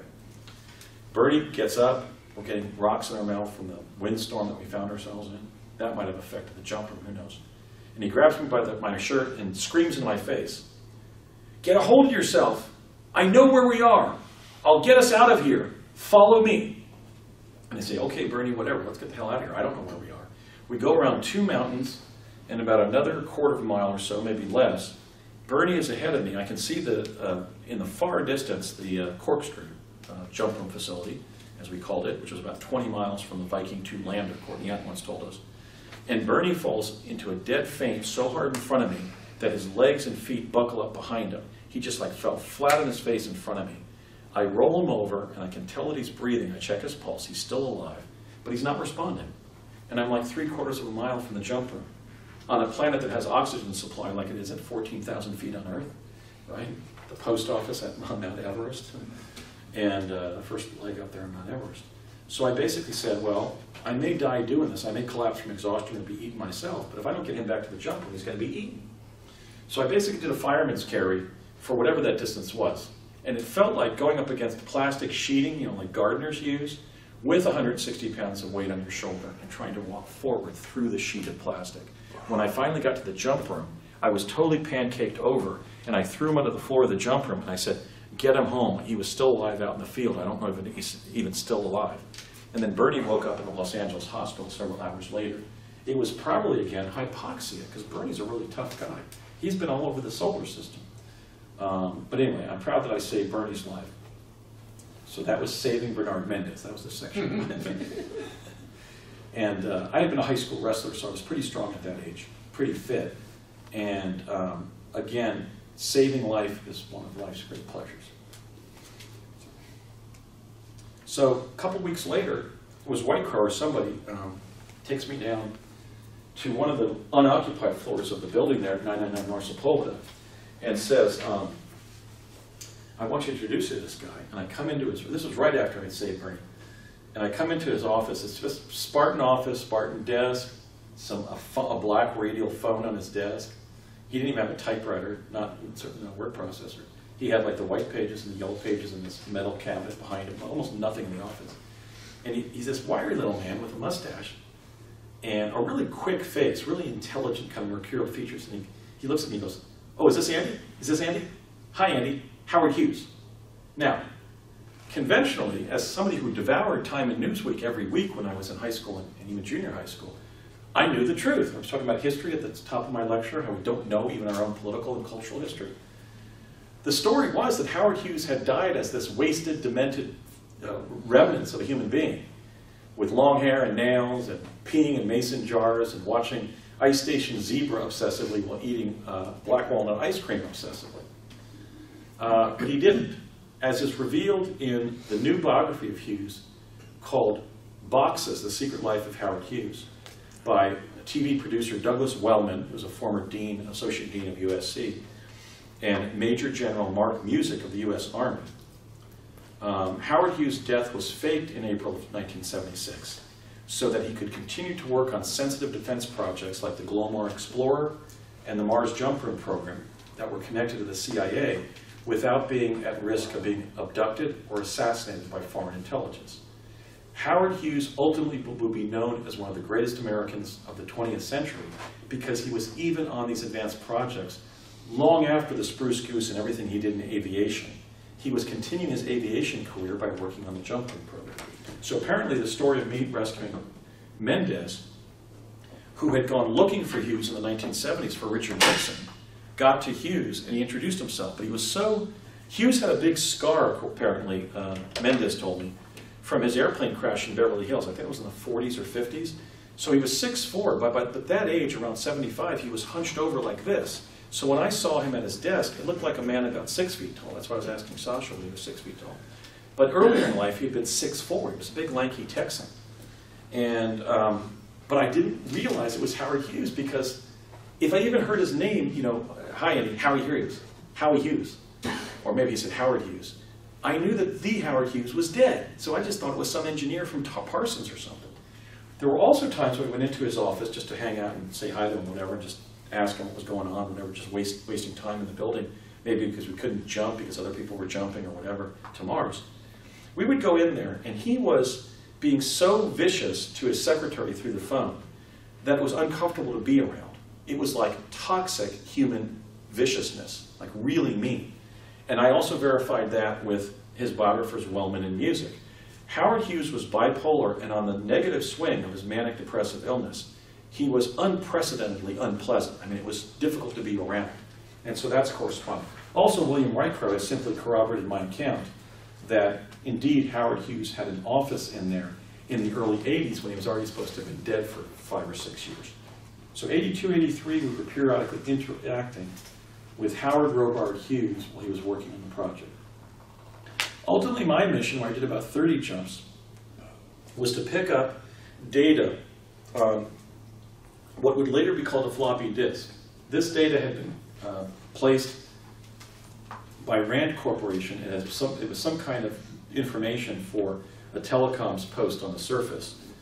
I would leave my studies at UCLA, drive to a Santa Monica-based subsidiary of Rand, or West Los Angeles-based subsidiary of Rand of Santa Monica, not Rand, but another building. It was like a thermographic print shop for Rand and some of the other sort of think tanks and engineering companies in Southern Cal. I'd be given the disk, drive to El Segundo, go up to the 5th floor, sign in, go up to the 8th floor, come out of the corkscrew, walk about a mile through this dilapidated brick city. I would sometimes see the adult, and especially the cute little children of the Homo Martis Martis in their black sort of Tibetan caftan type clothing. I would always be very wary as I walked through that collapsed city because of the threat that they might kill me to eat me. And I would go into this brick remains of a building, and there was always this very quiet guy like Daryl Dragon. Do you remember Captain and Tennille? The very bright singer and her boyfriend who never talked. Remember Daryl Dragon? It was like this little Daryl Dragon guy operating this hobbled together computer apparatus, like this telecom center there on some tables underneath an open roof in this dilapidated brick building. And I would say, hi, how you doing? And try to make small talk with him all the time. He would never say anything. He would just stick out his hand, I'd give him the disc, and after not talking anymore, I would then turn around and walk back to the jump room. So that became my mission. I was sitting on the wall of one of the buildings one time when Barry came in from his mission. He was also tasked. Now that's kind of curious because Barry and I are 45 days apart. He's 45 days older. We were both told in our youth that we were future presidents. We're both jumping to Mars, and we have this mission to be errands. And we were doing it at the same time. Sometimes I'd just be wasting a little bit of time to jump back home, sitting on a retaining wall at one of the facilities. And I would see him coming in from, the hinterland. One time I was just sitting there smiling at him like, we have really been screwed, haven't we? This is much more dangerous than we were told. This is much more unpleasant than we expected. And one time Barry went by me and said, yep, now we're here, in a very Barack Obamian way. But so he was doing something similar in terms of having an informational errand kind of mission, which I think is telling. Another time we went up with Bernard Mendez and myself with Regina Dugan and the aunt of Laura Eisenhower, not Laura. Laura was only like 7, 8 years old at this time. But with her aunt Mary Jean, her mother Susan Eisenhower's sister Mary Jean Eisenhower, who when I met her at a military dormitory in West LA before this night run, as we called it, was a jump at about 1 o'clock in the morning on Earth. I said, are you related to the President Eisenhower? And she said, yep, the one and only. And Laura kind of corroborated that sounded like her aunt, Mary Jean, but she told us she was Mary Jean Eisenhower. She would go on to become the president of the People-to-People Ambassador Program and second-level diplomacy program begun by President Eisenhower, her grandfather, and one other woman. And we went up in this night run, and we came out of the corkscrew, and we were chased by these 4-foot dinosaurs. My arm was torn off. But by the time that Regina Dugan and I went down to be debriefed in the sub-basement meeting room of 99 North Sepulveda by Ed Dames and then with Bernard Mendez standing there smiling, my right arm had attached again. So this is one of the holographic effects that Bernard Mendez was tasked to explain as the Defense Department investigator that he was. Some of the people that we saw killed or that lost limbs on the surface were either like resurrecting and walking into the jump room and asking to jump home, or in my case, my arm had been taken off by one of these predators. It was just shredded. My shirt was shredded, and just a little bit of ligaments and tendons were sort of hanging on my shoulder. But by the time, 10, 15 minutes later, we're standing in front of Ed Dames in the debriefing room, it's back on. And actually, we were talking very quickly, kind of hebephonetically again. And Bernard Mendez said, Andy, I want you to take your left hand, and will you go over and touch your right arm? don't look at it, just touch it. He said, is it there? And I said, yeah, it is. So I didn't realize that my limb had been returned. I think that may have been a consequence of visiting Mars via some form of exoplanetary holography because, you know, as Randy Kramer has stated, if holography can be used to return an amputated limb, if we were leaving the hologram after losing a limb or losing our lives, well, I don't think it makes sense regarding the people who lost their lives, but certainly when I lost my limb, if I was then returned via holography to my original environment, maybe that caused the limb to reform on my shoulder. I occasionally had a torn hyperextended supraspinatus in my rotator cuff a couple of years ago, and I have consistent bursitis in this shoulder. So I don't know if that's a side effect from losing my arm on Mars, but again, if I wanted to be believed about a false tale, would I ever talk about that? Why would we involve the sitting president? Why would I say I lost my arm, but 15 minutes later it was back on my shoulder? I mean, come on. If we wanted to make up a story, we wouldn't include completely unbelievable elements. But again, that's what happened. The second dinosaur attack was that night, during the night run.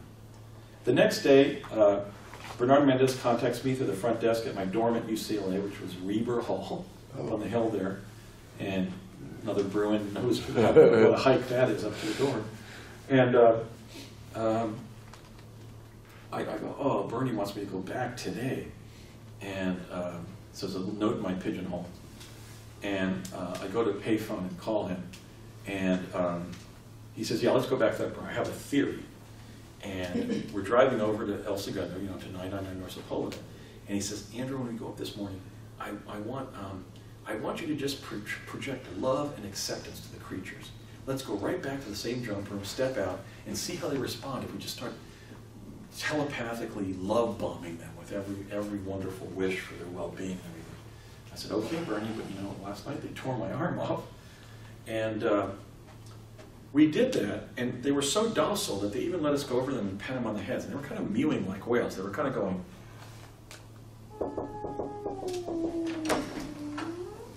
So that's something we found, is that when we projected love and brotherhood and cooperation to life forms in the universe, that's how the universe responded. And I remember a discussion with Courtney Hunt where we talked about the philosophical significance of that. Okay, the last moment on Mars I'm going to share with you before taking any questions. I don't know if I've gone over. I guess I have. I've gone about 22 minutes over. Or more than that, like 90 minutes over, sorry. Anyway, just to close out.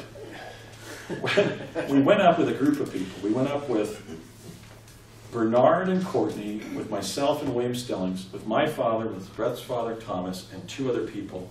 One who was this religious lady who we didn't recognize, who was Christing us. She was being an evangelical Christian in the waiting room before going up, the green room, as it were. And this young man named David that we didn't recognize. We go up. My dad was involved. This was his only jump. He had a medical orderly because he was compromised in terms of his heart and lung function at that point. But they finally let him go up because we were only in the jump room 8 minutes because Mars had come closer to Earth, which is actually evidence that we were going to the real Mars, the change in the time in the jump room becoming shorter. And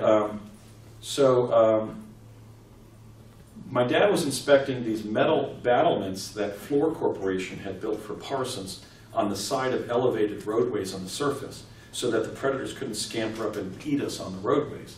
And this young kid, a 16-year-old surfer from Southern Cal, this blonde kid named David, leapt off the side of that siding and went, whee!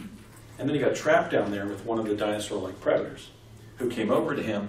He did the zigzag, and it came over and bit him in the stomach, not in half. So he then bled out in a fetal position on the ground. We then all went home, and then we decided to go back and with giving him due dignity in death, we decided to go back and retrieve his body, even if it meant we had to do like a human chain down the battlement. You know, these aluminum strips they had laid down, these aluminum panels, palisades or whatever, to get his body and pull it in and get it back on the highway, take it back to the jump room, and for a decent burial on Earth. But when we did that the first time, we returned the first time, everything that had happened during the recent jump repeated, but with the additional awareness of us commenting that it was repeating. In other words, we were in a causal loop where we were both repeating what we had just done and observing it and commenting about the fact that it was a causal loop. After one time of those, Bernard Mendez begged off. He said, I am not going back, because if you guys go back again and get somehow lost or something, I want at least one of us to have survived the causal loop we just experienced. So we then all went up again without Bernard Mendez, and the same thing happened. The original experience, an hour earlier began happening and unfolding in the same way, with me asking my dad what he was inspecting and how he explained that it was these palisades that Flora Corporation had built for Parsons to make us safer up there and everything.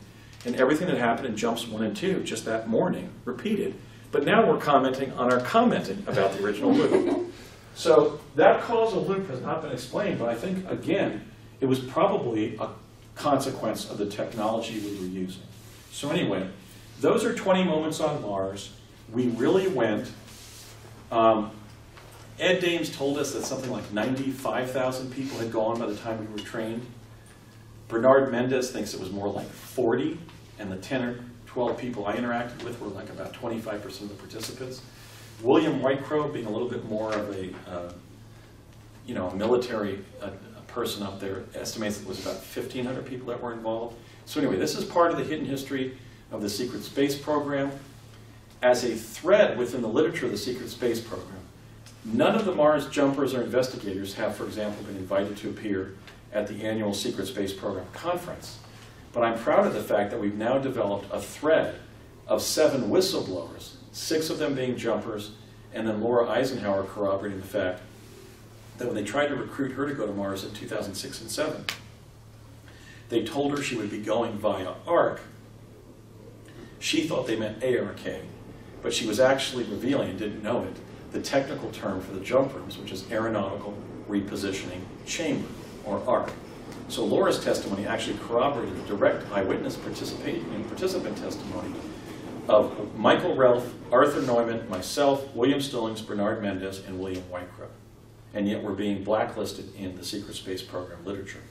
There's only been a focus on Randy Kramer, on Corey Good, but we have these witnesses who went, and we can corroborate each other's participation.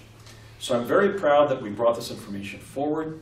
I hope there's been some cross-fertilization of my experiences with what everyone is finding in NASA's photographs. We have only begun our exploration of the solar system, but it has begun. I'm telling the truth, and thank you for being my friends, my colleagues, and for believers of the truth, because the truth is what ultimately matters.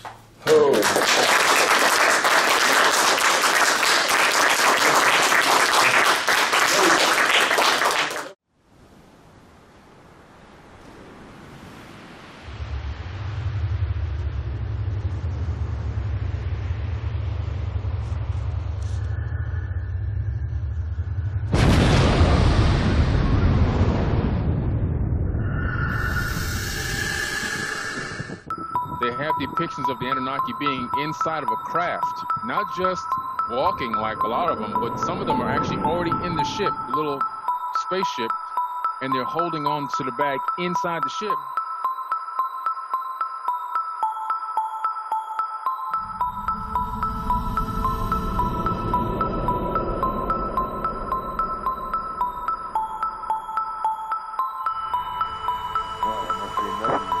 Desolate to be inside some of these walls.